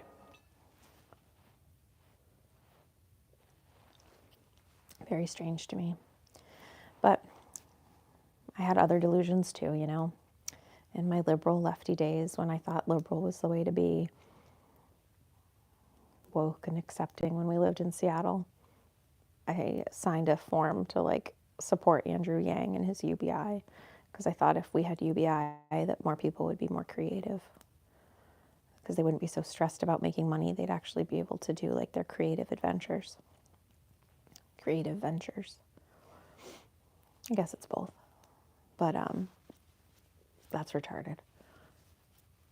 When we get our UBI checks, we're going to be lazier. We're going to be fatter and lazier. We're going to fucking use our UBI to buy one of those little fucking motorized carts so we can get our fat ass around. That's what we're going to do with our UBI. We're not going to be fucking playing guitar and singing on fucking American Idol. It's not going to happen. We're not going to pursue our dreams with UBI. No. I was delusional. Delusional. It is odd, though. I will say this, because I still checked in about this, because I want to see, like, you know, how fucked up I was when I was in my Trump delusion. And I remember that Trump was sick with COVID, right? God. Okay, first of all, I believed that he was. I didn't think it was a sham. And he, like, went to, you know, he got the Eli Whitney treatment or whatever the fuck, and rode around in the car and waved to people. But I remember that. It was back in 2020. And we were living in Arizona in an Airbnb. We had, like, a long-term Airbnb rental. And I went outside to go check the mail. I walked to the mailbox. It was, like, far, you know, at the end of it was like a whole development on a golf course. It was beautiful. I really liked Arizona more than I ever thought I would. Man, if God was ever like, Miriam, it's time to move back to Arizona, I'd be like, roger that. Like, we are going. Let's go. No, God's like, hey, stay in New England where it's fucking cold and snows like 10 months out of the year. I'm like, oh, okay, sure. Ooh. Like, still see snow on the skyline right now. We're supposed to get like another 10 inches tomorrow. But anyway, I was going out to check the mail. It was a little bit of a walk to the end of the cul-de-sac. And I was checking in on, like, how many people were praying for Trump to feel better, you know, to get better. And it was, like, overwhelming. Like, it was so overwhelming feeling in to how many people were praying for him. Like, I don't know, it just kind of, like, it was just so big. Like, I don't even know how to describe it. It was just like, oh my God, like, wow. Like, there was just so much prayer for Trump. And then I check in with Biden because I was like, well, let me see. Like, is anyone praying about Biden or thinking about? And there was just nothing. Like, there was nothing. And then, you know, it's like, who is he? Didn't he die several years ago? Like, who is this? A character, an actor, a mask, a Jim Carrey? How many of them are there? Like, you know, it goes into that whole thing. Oh, I'm just remembering Trump was in my dream last night. Oh, that's weird, but it wasn't him. This has happened to me twice now. I've had 2 dreams of Donald Trump in the last like few months, and it's not him. It's a body double, and nobody else seems to notice but me. And like everyone else is like all oogly-eyed, and I'm like, you're not even him. And then he like forgets, and last night in the dream, he forgot my name. And I was like, yeah, the real Trump wouldn't forget my name. Like, this is not it.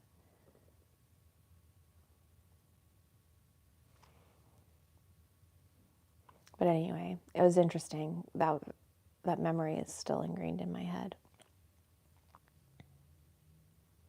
And then when David and I went to the Trump rally in Arizona, the feeling of calm there was crazy. And now I think it was frequency manipulation because I kept getting the guidance that it was important for me to remember that feeling. And I didn't know why. At the time, I assumed because like Trump was good. But I think it was frequency manipulation and we were all kind of like subdued.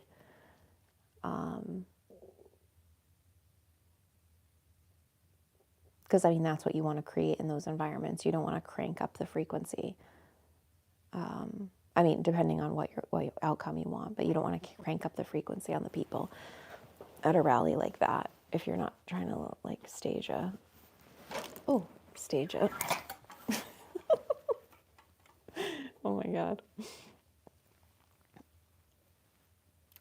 That was crazy. If you're not looking to stage an assassination, you know.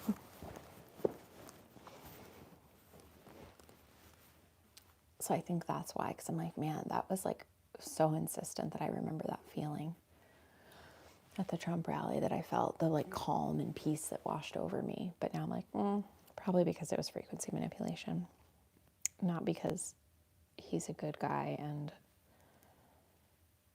he's like saving us. And it's like, no, he's just ushering in the next 4 years of this plan for like more surveillance, more control, less sovereignty, less free thought, like more worker bees, more people that just fall in line with the scripts, more people that are afraid to stand up for what's right. Like it's so weird and disappointing in a lot of ways to see people that like see clearly on so many different things, but they don't see clearly on this, and they don't see clearly on RFK Jr. Like they're still bought in, just like I was. But it's like, will they eventually get out, or will they die there? Like, will they live inside of this thing where they continue to justify the abuser? Like, how long is that going to last? This plugs into the phone. Oops. That little part plugs into the phone. And then these sync up, the 2 mics. This one. But right as I said that, my phone died. So now we just have crappy audio that's probably picking up a lot more of the furnace next to me.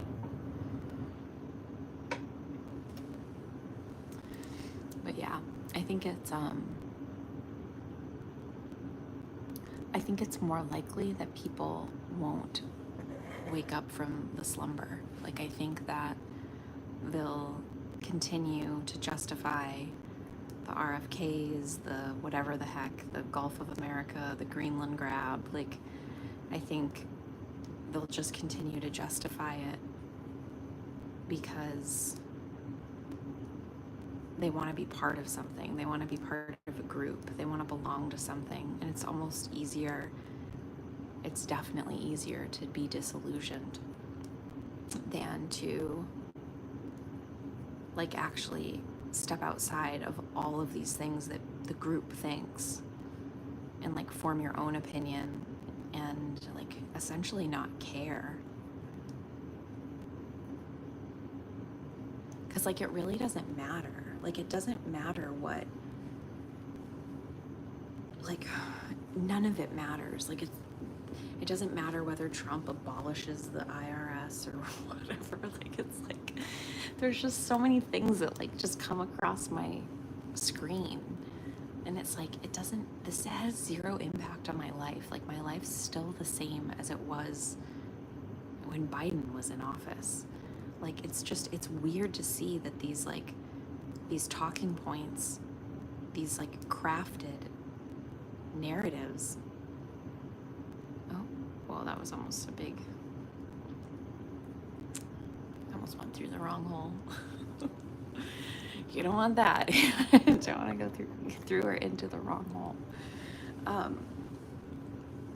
You can't see any progress because it's just so big, but it's very pretty, and there's like no mistakes. I mean, I do have some ends to stitch in. Like there's a little fuzzy right there, but I don't know. I feel like the camera never does this blanket justice, but it's really cute. It's super soft.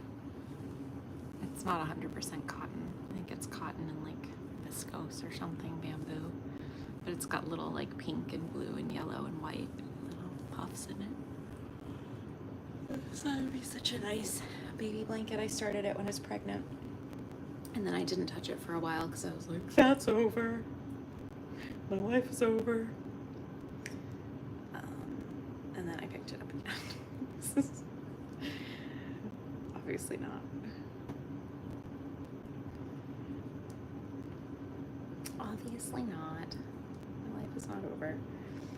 But it's just interesting that like the programming, how deep it runs. Like to even talk about any of these characters is kind of weird. Like it's characters we've been given to talk about. Oh, do I need to project my voice further?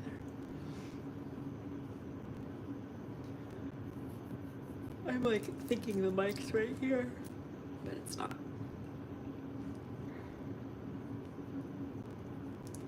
Like, isn't that strange that like, it's strange that any of us have an opinion on it at all. Most people don't have a nuanced opinion or a true opinion. They have like an opinion that was crafted by the media, alternative or otherwise, of how to think about things. Like that's weird. And like why?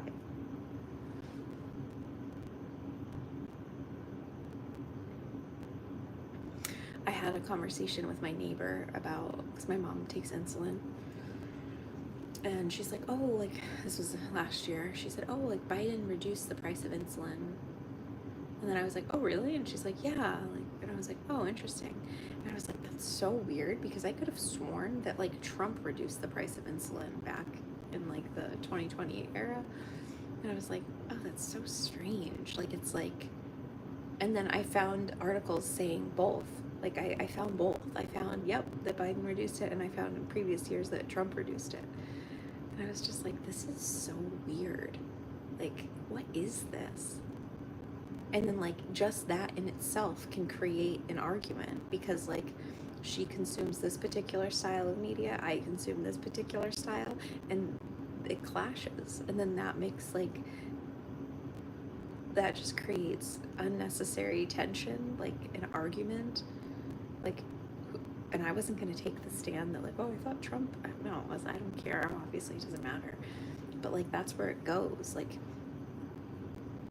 it just seems like everything's so, like you can script a right-sided narrative and a left-sided narrative. I mean, that's what they're doing. And then people are gobbling it up. And they're just like, that becomes their ideology, that becomes their perspective. Even though it's not their perspective, it was the perspective that was given to them to believe, because that's what good people believe, or that's what, like, you know, DEI inclusive compassionate people believe, and like this is what like patriot, freedom loving, truth people believe, like, and it's all laid out there, and it might even be the same things that contradict the other ones. I just think it's so bizarre.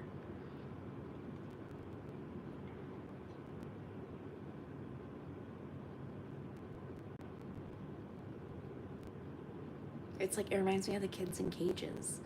Like, it was like Trump was blamed for kids in cages. Thanks, Tanya. Me or the blanket? Both. Both is the correct answer. She said, oh, so cute. There is a wrong answer. There's a right answer. The right answer is both. Both are so cute. Me and the blanket. Oh, the kids in cages. So, oh, I love that. I love that you're crocheting a wallet. It's just funny because it was like, that became a Trump thing. Like, Trump was the evil guy with the kids in the cages in 2017 or whatever. But then when you look into it further, it was like, oh wait, these cages were installed under the Obama administration, allegedly. So then it was like, wait, but Obama was doing the kids in the cages. Like, it's like, and then you like, you know, even more layers of the onion peel off your eyes, and you're like, oh, like this whole kids thing, like what's going on here? What is all this? Shipping containers and cages, you know, and then it goes to there. But like, I don't know.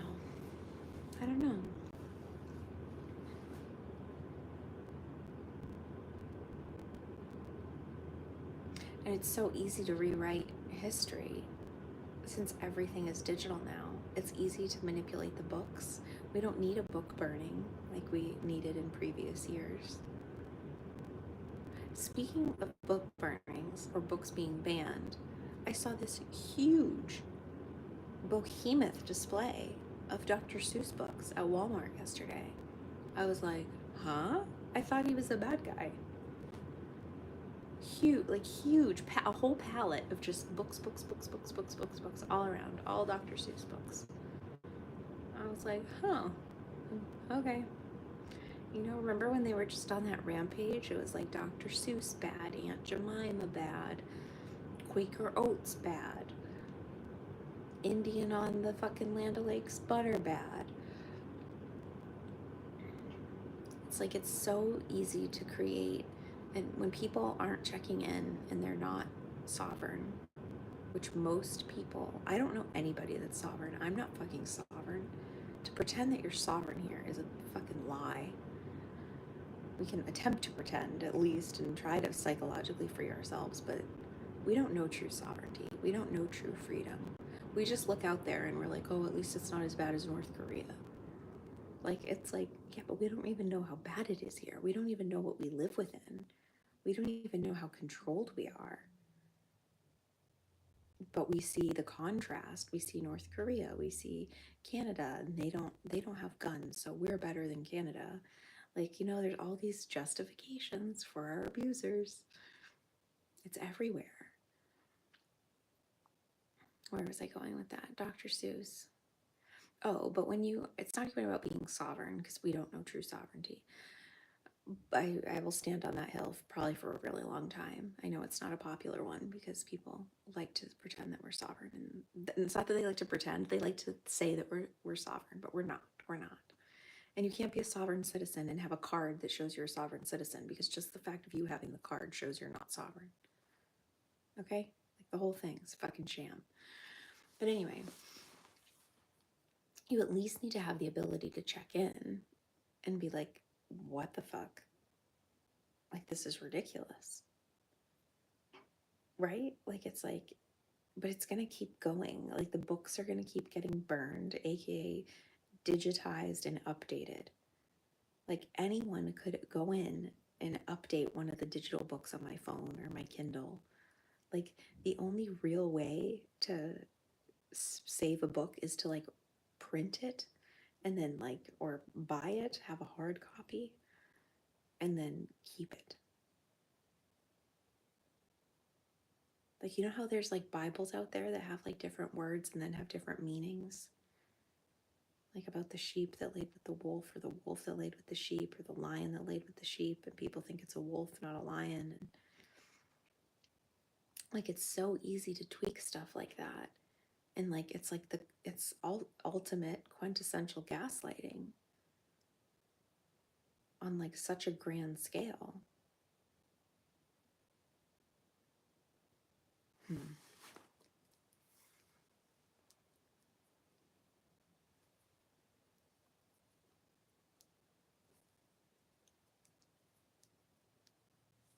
And I just started this row.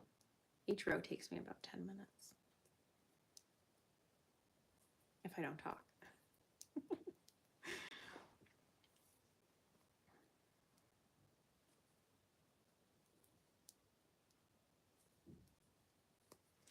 I timed myself one time because I wanted to see how many hours I've put into this blanket.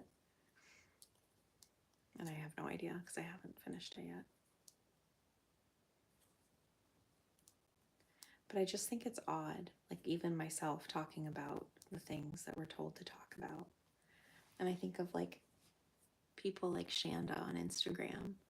Like I think of how she like discovers all these things and these PubMed studies and these, like she just has all these things and like the nanotechnology, and you know, there's always a problem. There's always a problem that needs solving. And it's like, yeah, but they put that there for you to find, like someone like you. Like you're just an archetype. You're just playing right into their hand. Like it's weird. It's so bizarre. It's so strange to me, because it's like, don't you see that? Like, don't you see that like they put, like darkness put that there? Like it's a crafted rabbit hole for you to go down indefinitely.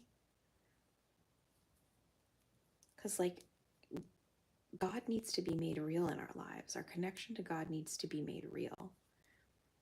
Like we need to actually, as intuitives, I'll stop calling us insecure intuitives, even though we are. As intuitives, we need to know that like we're good. We're backed by God, all of our decisions. If we were meant to have more preps regarding food or collagen or red light therapy or heavy metal detox or whatever the fuck people are trying to sell, if we were meant to have more of it, we would. And if we check in and we have no guidance to get more, then like we need to trust that we're okay. Like it's because you can go so manic and you can go fucking bananas crazy purchasing all these things because someone on social media that has a large following told you to get. And like what that does is it lines their pockets. And yes, I guess it lines your pantry, but like, is it necessary? Like, did God tell you to stock up on collagen for the apocalypse? Like, was that direct guidance from divinity? Or was that like fear and panic and wanting to fit in and wanting to have good skin or whatever? Like, is that? Oh, there's a filter. Speaking of good skin, let's see. I don't have a filter on, obviously, but look at this. My face will change, but not too much, I don't think. But see, the retouch is on. And now it's all like smooth, but it looks fucking weird. I don't know. I still feel like there's a retouch on, even on this.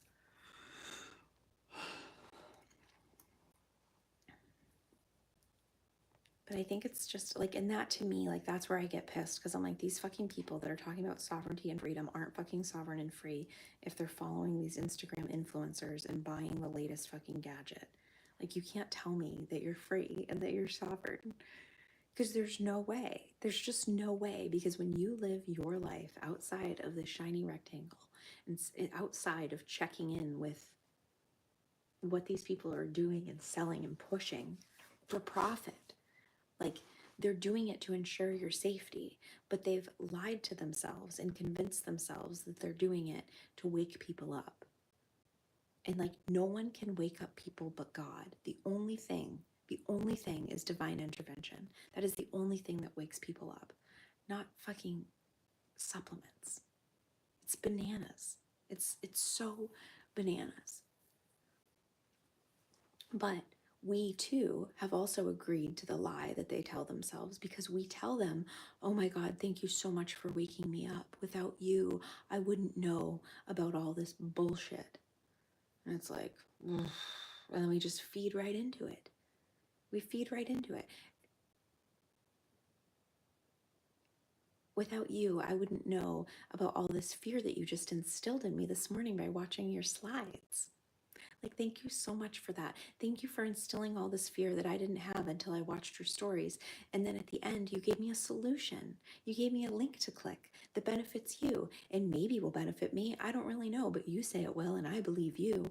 Hello, not sovereign. Hello, hello. You just gave over your sovereignty to someone on the internet that has never shown their raw, real face. I might add. Isn't that fucking weird? Isn't that a little bit fucked up? And like, where, when I specifically with Shanda, but there are a dime a dozen, like, where is the connection to God? Where is the like, hey, you're gonna be okay. Hey, here we go. Like, this is, you know, I always talk about this, but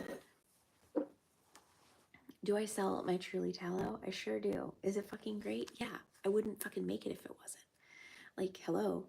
But like, I don't want you to just buy it. I don't. First of all, you can't because it's sold out. Second of all, you have to check in. It's not here for everyone to have my product. It's not. And I don't want everyone to have my product. I only want people that have any of my products, anything I've ever made. You have to check in. And I mean that. And that is not good for sales. That is not a good business strategy. That doesn't line my pockets when I encourage you to check in. I could make a whole fucking thing. I could make a whole fear mongering campaign about like what lotion you're using on your face and how you have to switch to tallow, like because of blah blah blah and this and that, and like what you're really using is so toxic. And I know that they say that it's not, and it says no parabens, but there actually are. Like, I had it tested in the lab. I emailed this company that you really like, and they told me they refused to do third-party testing or whatever. I could make a whole fucking thing, a whole thing. And then I could sell you what I'm selling. And then I could show you what I use and what I make and what would line my pockets. No. Like, no, no, no, no. It has to be from your own feed. You have to actually get the ping from God that's like, okay, I'm going to order Miriam's tallow. Yeah, I feel that. It's totally here. It has to be like that. Otherwise, forget it. Forget it. It has to be like that with everything. Otherwise, what are you doing? You're offloading what you know to be true and what's relevant for you in your life, in this iteration of life. Because maybe you're in an iteration of life where it's not food prep time, where it's not stock up your pantry time. Maybe you're like traveling nomadically and you're bouncing from Airbnb to Airbnb. Yeah, so it's not time. It would make sense that in this reality configuration that you're living within, that you wouldn't have stores and stores of food. That makes sense. Can that be okay? Even though what you're seeing online is like fear and you need to have this and make sure you have this many months of rice and this many months of beans and this many months of, oh, and if you have this many people in your family, you need this many gallons of water.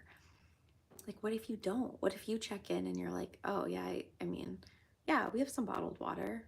Yeah, we have like those, like a 12 pack of fucking Poland Spring water. That should be enough. What if that's what you get when you check in? Can you trust it? Can you trust it? And like the preppers that are out there, that would make them wince. They wouldn't fucking like that. They wouldn't like that when someone else checked in, it was like completely irrelevant for them.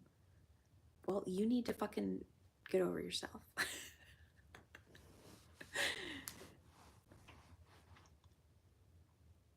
Because it's not about being prepped.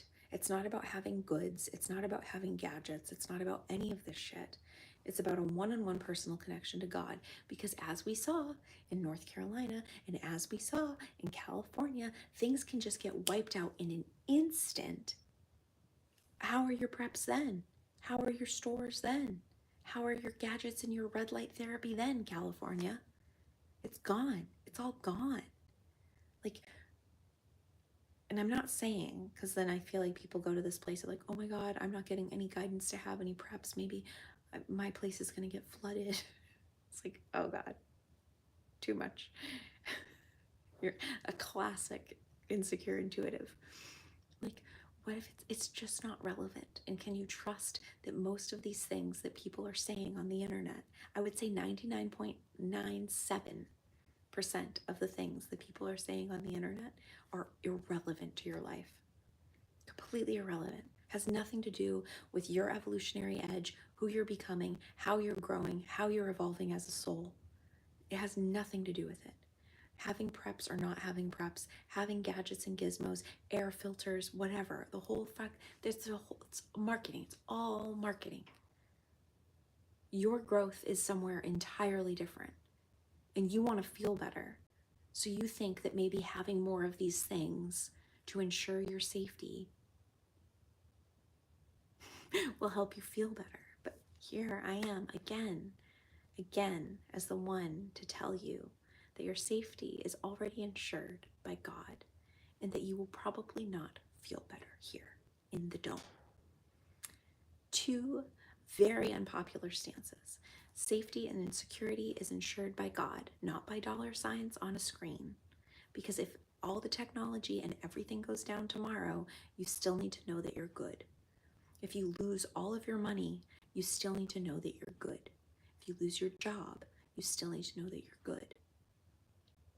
If you lose your house, you still need to know that you're good and that you can navigate reality without having a home, and that something else will orbit in. Some other new reality configurations, what we talk about at the second paradigm, will come in. Things will change, your circumstances will update. God is real. God needs to be real in your life. Okay? And when things update and it's challenging, that's growth. That's growth. When things get hard, that's growth.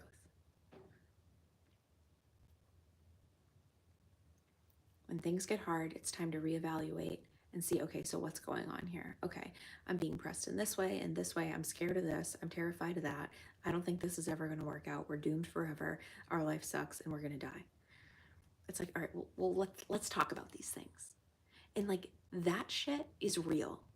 You getting red light therapy and air filters and red light face mask, fucking that weird fucking demonic mask. I can't fucking stand that thing, by the way. It seems so dark to me. Like, it just seems wrong. Something about it is just, no, absolutely not.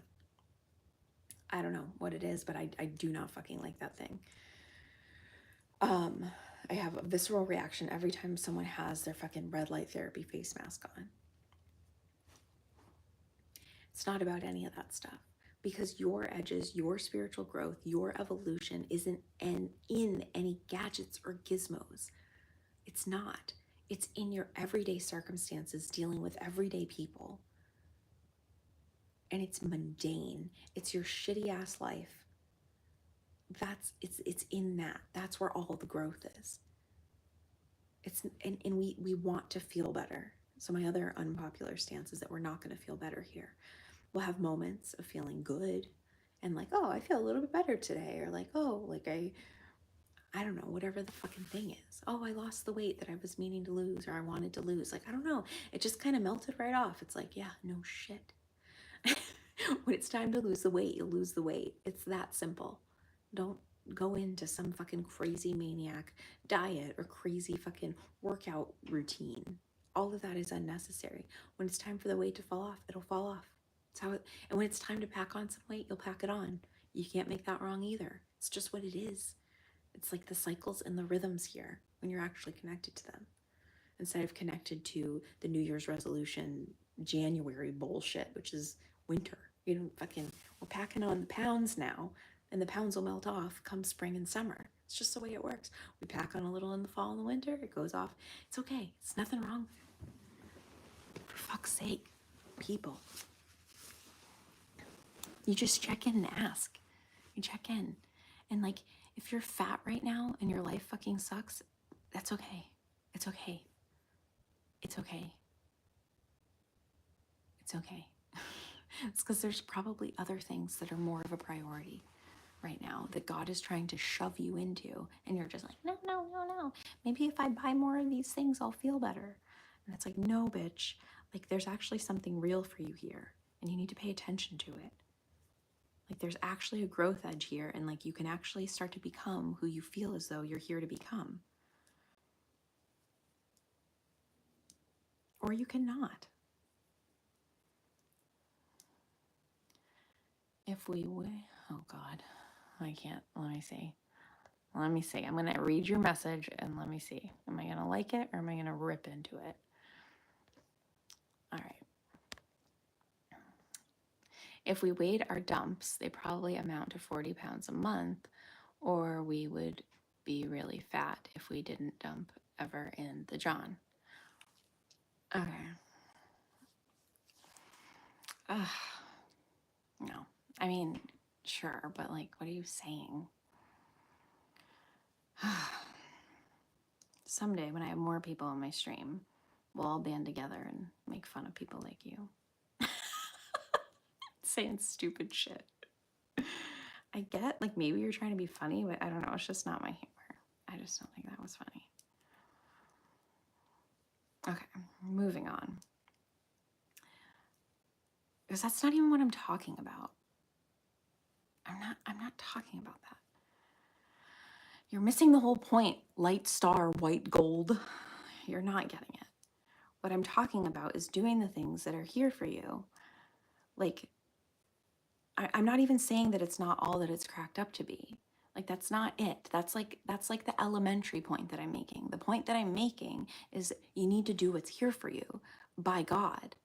Like, what you're getting guided into, like your shitty ass fucking life, and how things are actually really hard in your circumstances. But people don't want to be with the intensity of their own life, so they'd rather just try to get gadgets and gizmos to fill the void. But the void and the pain and the suffering is all right here within your four walls. I guarantee it. And that's the shit people don't want to look at or talk about. Because it's hard to grow here as a soul, because it's hard to see things as they actually are, because it's hard to take a stand for something that's real when everyone else around you is just reciting scripts and regurgitating things. Like, it's fucking impossible.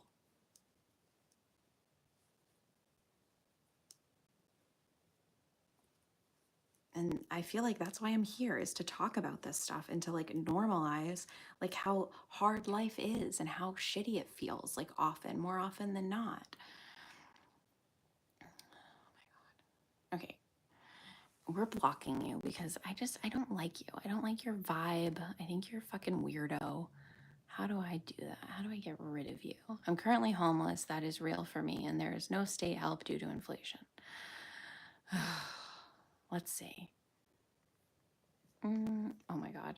I almost added you as a moderator. There. Okay. I deleted your messages and you're gone. This is what you're not supposed to do. It's like, oh my God, Lightstar just told you they were homeless and you blocked him. Yeah, I did. Yeah, and there is no state help. I don't know what to tell you. Like, fucking, no, I know. Because of inflation. No, my God.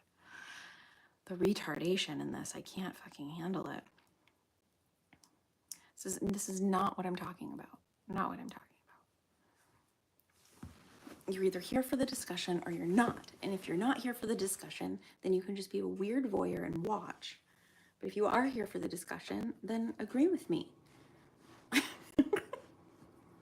that simple. I'm not saying anything that is easy to disagree with.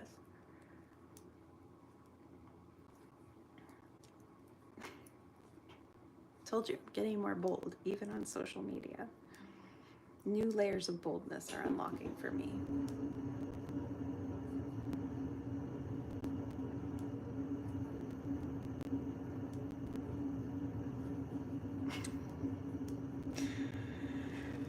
Oh, goodness.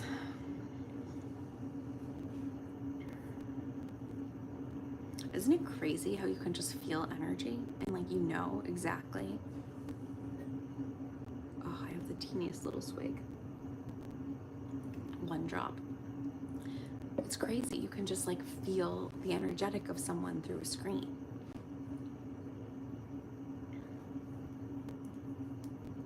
And then you're just like, no, get out of here. It's like, this is my house, literally. I am in my home. And those are your first words to me? Your first words to me are about taking a shit? You didn't even say hello? You didn't say anything nice.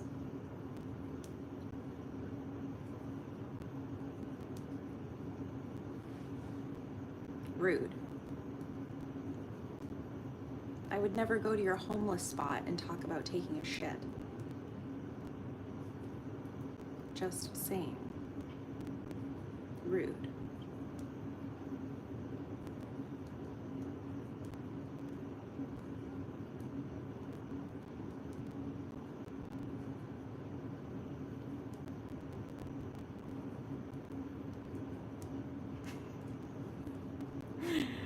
That is what we call one guide. I just got one guide because that's what happens when you have a small audience.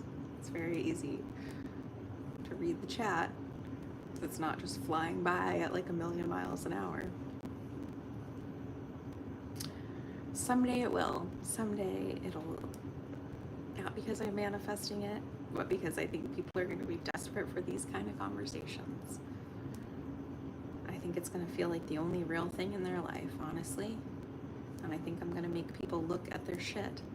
And I think I'm going to encourage people to want to grow and to want to stop making excuses for the demons in their life. And I think people are going to want to be as psychologically free as I appear to be, because I know that I'm more psychologically free than them. And I think it'll be something that's highly sought after. And I think it gets transmitted through my embodiment, not through any sort of teaching, but just through me being. Me just being here, fucking crocheting this one single stitch that I don't know if it's a single stitch or a double stitch, depending on what side of the pond you ask. But this is what I do. And there's a transmission in that, and I know it. I know there's a transmission in my sheer existence.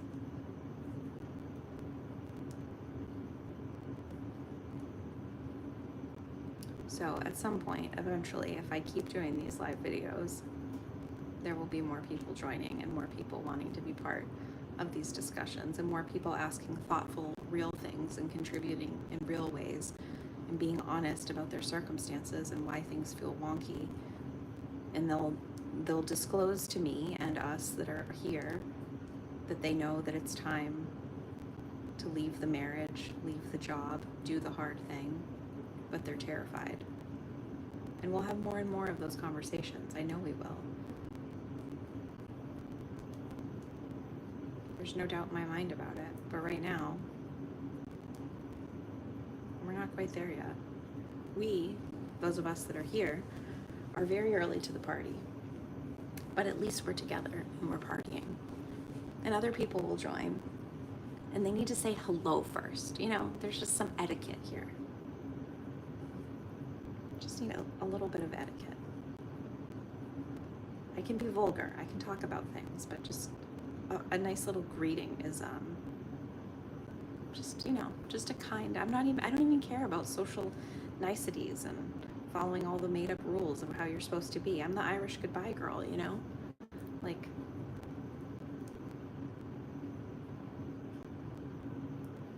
did I just fuck this up? Hold on. Oh no.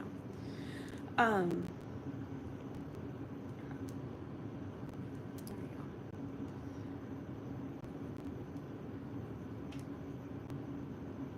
The one thing about this yarn is that there's so many, that other yarn woven into it that has the little like pops of color, that sometimes it gets really like frayed. So then I'll miss like a piece of the yarn. It'll be like 10 of them in, but one of them won't make it. So then I have to redo the thing, because I don't want to have any flaws in this blanket. Like I've made other things where I'm like, it's not a big deal that that little piece of yarn's there. Like you'll never see it. It's not even like visible. But I've had a high standard for myself for this blanket. I want it to be like just perfect. As perfect can be.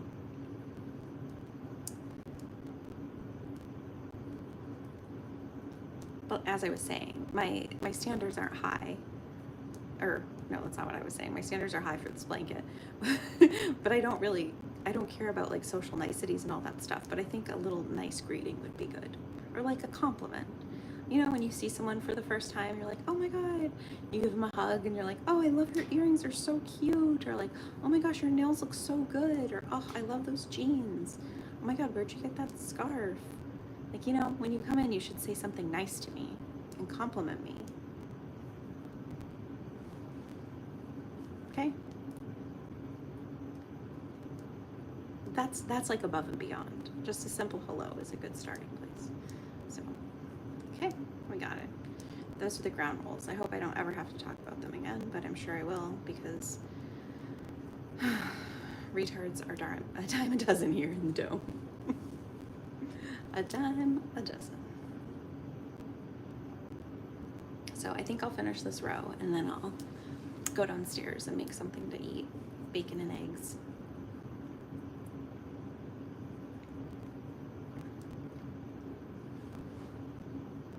David did a ton of work yesterday at the clubhouse. There's like, you know how like one project turns into a million projects? So the ceiling was peeling, the popcorn ceiling was peeling at the clubhouse in the kitchen. And it just looks trashy, you know, like dumpy. So I was like, oh, you know, can David do this or whatever? And the board voted yes. And then he started scraping the popcorn and it like all peeled off because they never primed the ceiling before they popcorned the ceiling, which I know popcorn's very 80s, but this is what we're going with. And so he scraped it off, and then he found, as he was scraping it, that like around the edge where the ceiling meets the wall, there's like an inch gap all the way around. They brought the ceiling down and like curved it down into the wall. Instead of bringing the wall up to meet the ceiling, they curved the ceiling down. So he scraped the ceiling, and then obviously that scraped off because it's attached to the ceiling, not the wall. So now he's having to fill in the wall and build up the wall to the ceiling. It's just like such shoddy workmanship. So he did that, and then he also installed a new like Cat 5 cable for the phone line. We need to have like an actual physical old school phone for the pool. It's required by our city. Even though everyone has a cell phone at the pool, we need to have a landline that we pay $60 a month for and use 3 months out of the year. We have to have that hooked up as a city requirement. I don't even know if it's a state requirement, honestly. So our phone line went dead, and it was the way that they installed it was that they just stapled the phone line across the ceiling of the clubhouse, and then like through like around the door, and then like hidden behind the trim of the door, and then outside. So I imagine opening and closing the door over all these years has worn it out, and plus it was stapled into the ceiling. So that wasn't, you don't staple, like regular staple a phone line. So the whole thing, David took it down, and then he went into the crawl space and then actually ran it across, up above the ceiling, and then down through the men's room and then outside. So, not that you need all those details, but I was pretty impressed that he did all that. So he did that yesterday, and now he's gonna do more stuff today. I don't think he's already there. He would have come up and talked to me before he left. But yeah, that's what David was doing yesterday while I was just like laid out. I could not keep my eyes open because I had finally started my period. My boobs aren't sore. I could like, I don't know, I tried to watch things. Like I put on like a YouTube video, and every time I fell asleep. Like I didn't even watch a full anything. I slept so much yesterday. And I slept all through the night. I didn't even get up to pee, which I usually do. So maybe I'm dehydrated, but getting up to pee at 3 a.m. is so annoying. But I did see this video of this woman giving butter to her baby to help the baby sleep through the night. And I was like, I'm going to try that. So I did, and I slept through the night. That was like a couple nights ago. I was like, oh my God. I think it maybe has to do with something like the fat and the salt. I think salt is another way to like sleep through the night and not get up to pee. So the butter thing worked. Sometimes I'll get my hair, I'm sure this is like a common crochet thing, I'll get my hair stuck in the yarn, or it'll pick up a piece of my hair. That's what just happened.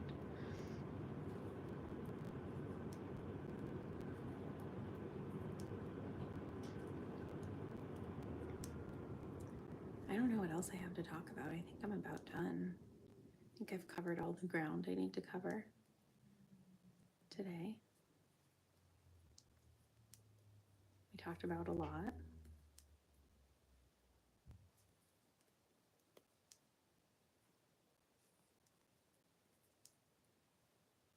This is how I am, like, more so, you know, how like I was like, oh my God, people are just gonna think I'm this like fiery cunt all the time, but like I'm more like this. Like this is more me.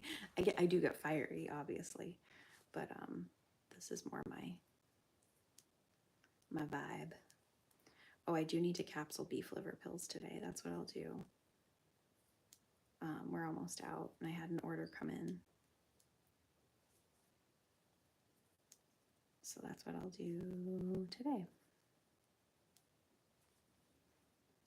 I have to like really click into the mode to do that. Like yesterday, there was no way. I thought I was going to do it yesterday, and I couldn't. I was so exhausted, just wiped out. Hardly keep my eyes open.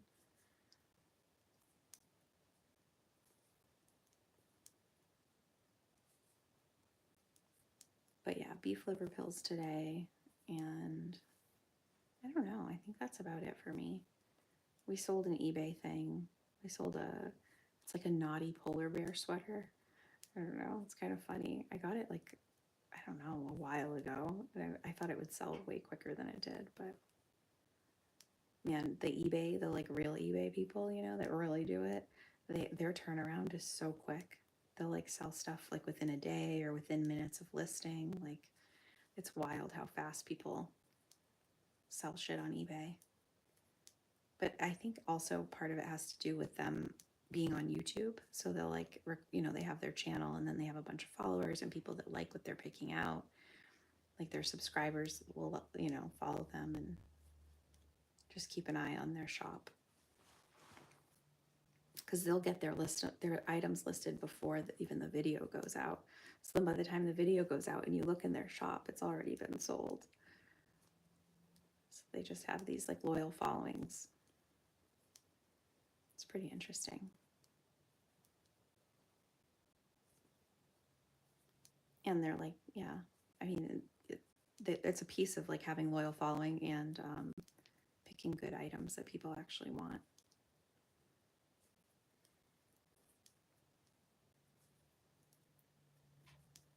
That people are looking for, you know.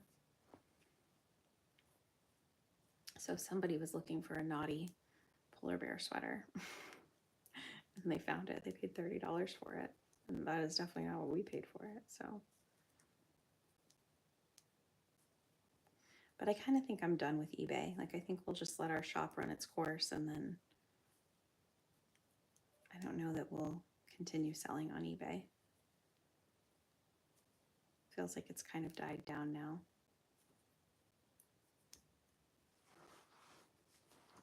It's not so interesting. I don't know. I just feel like my focus needs to be elsewhere. Where? I'm not sure. Maybe doing these live streams. But like it just, I don't know, it just feels different now. I do still like going thrifting, and I love finding stuff, and like that's always fun and exhilarating. It's the modern day gathering. Hunting and gathering. It's definitely modern day gathering. I love like, you know, I thought before, like as a spiritual person, especially when I was more into the new age pocket, like feeling everybody's energy and like, you know, all the death or weird vibes on stuff. But it's so weird. Like now I don't feel any of that. Like it's not even like a thing. Like I don't even think about it. Like I just look and it's stuff. And like, I mean, there have been things obviously that I pick up that I'm like, ooh, yuck.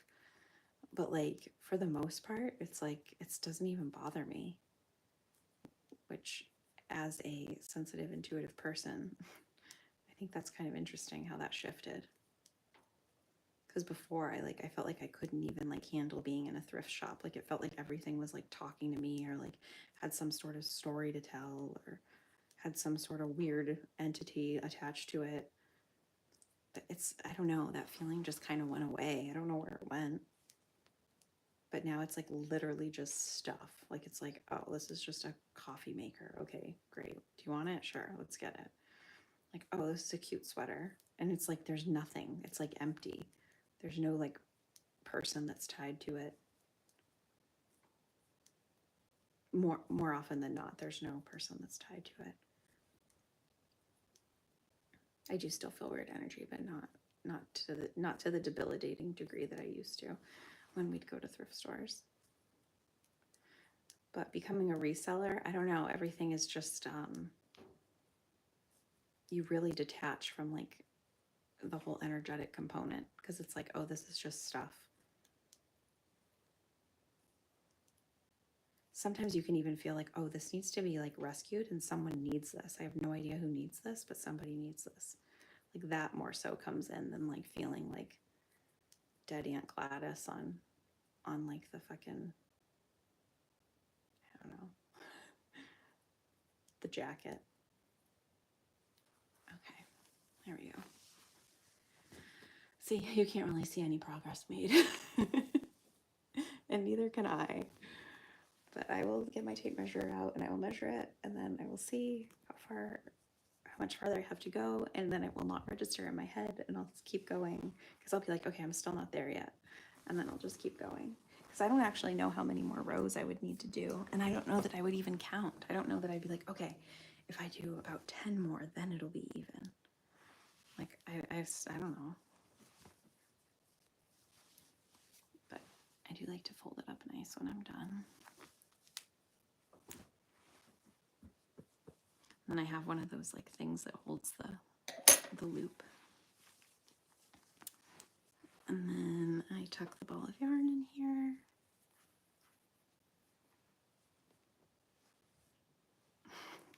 Just fold it inside. And then there we go. Chunky. It's getting there. It is getting there. I think it's cute. Thanks for joining me. Irish goodbye. I'll see you. I gotta go this way, otherwise I block the camera. I'll see you next time. Thanks for the chat. Thanks for hanging out. We'll see you soon.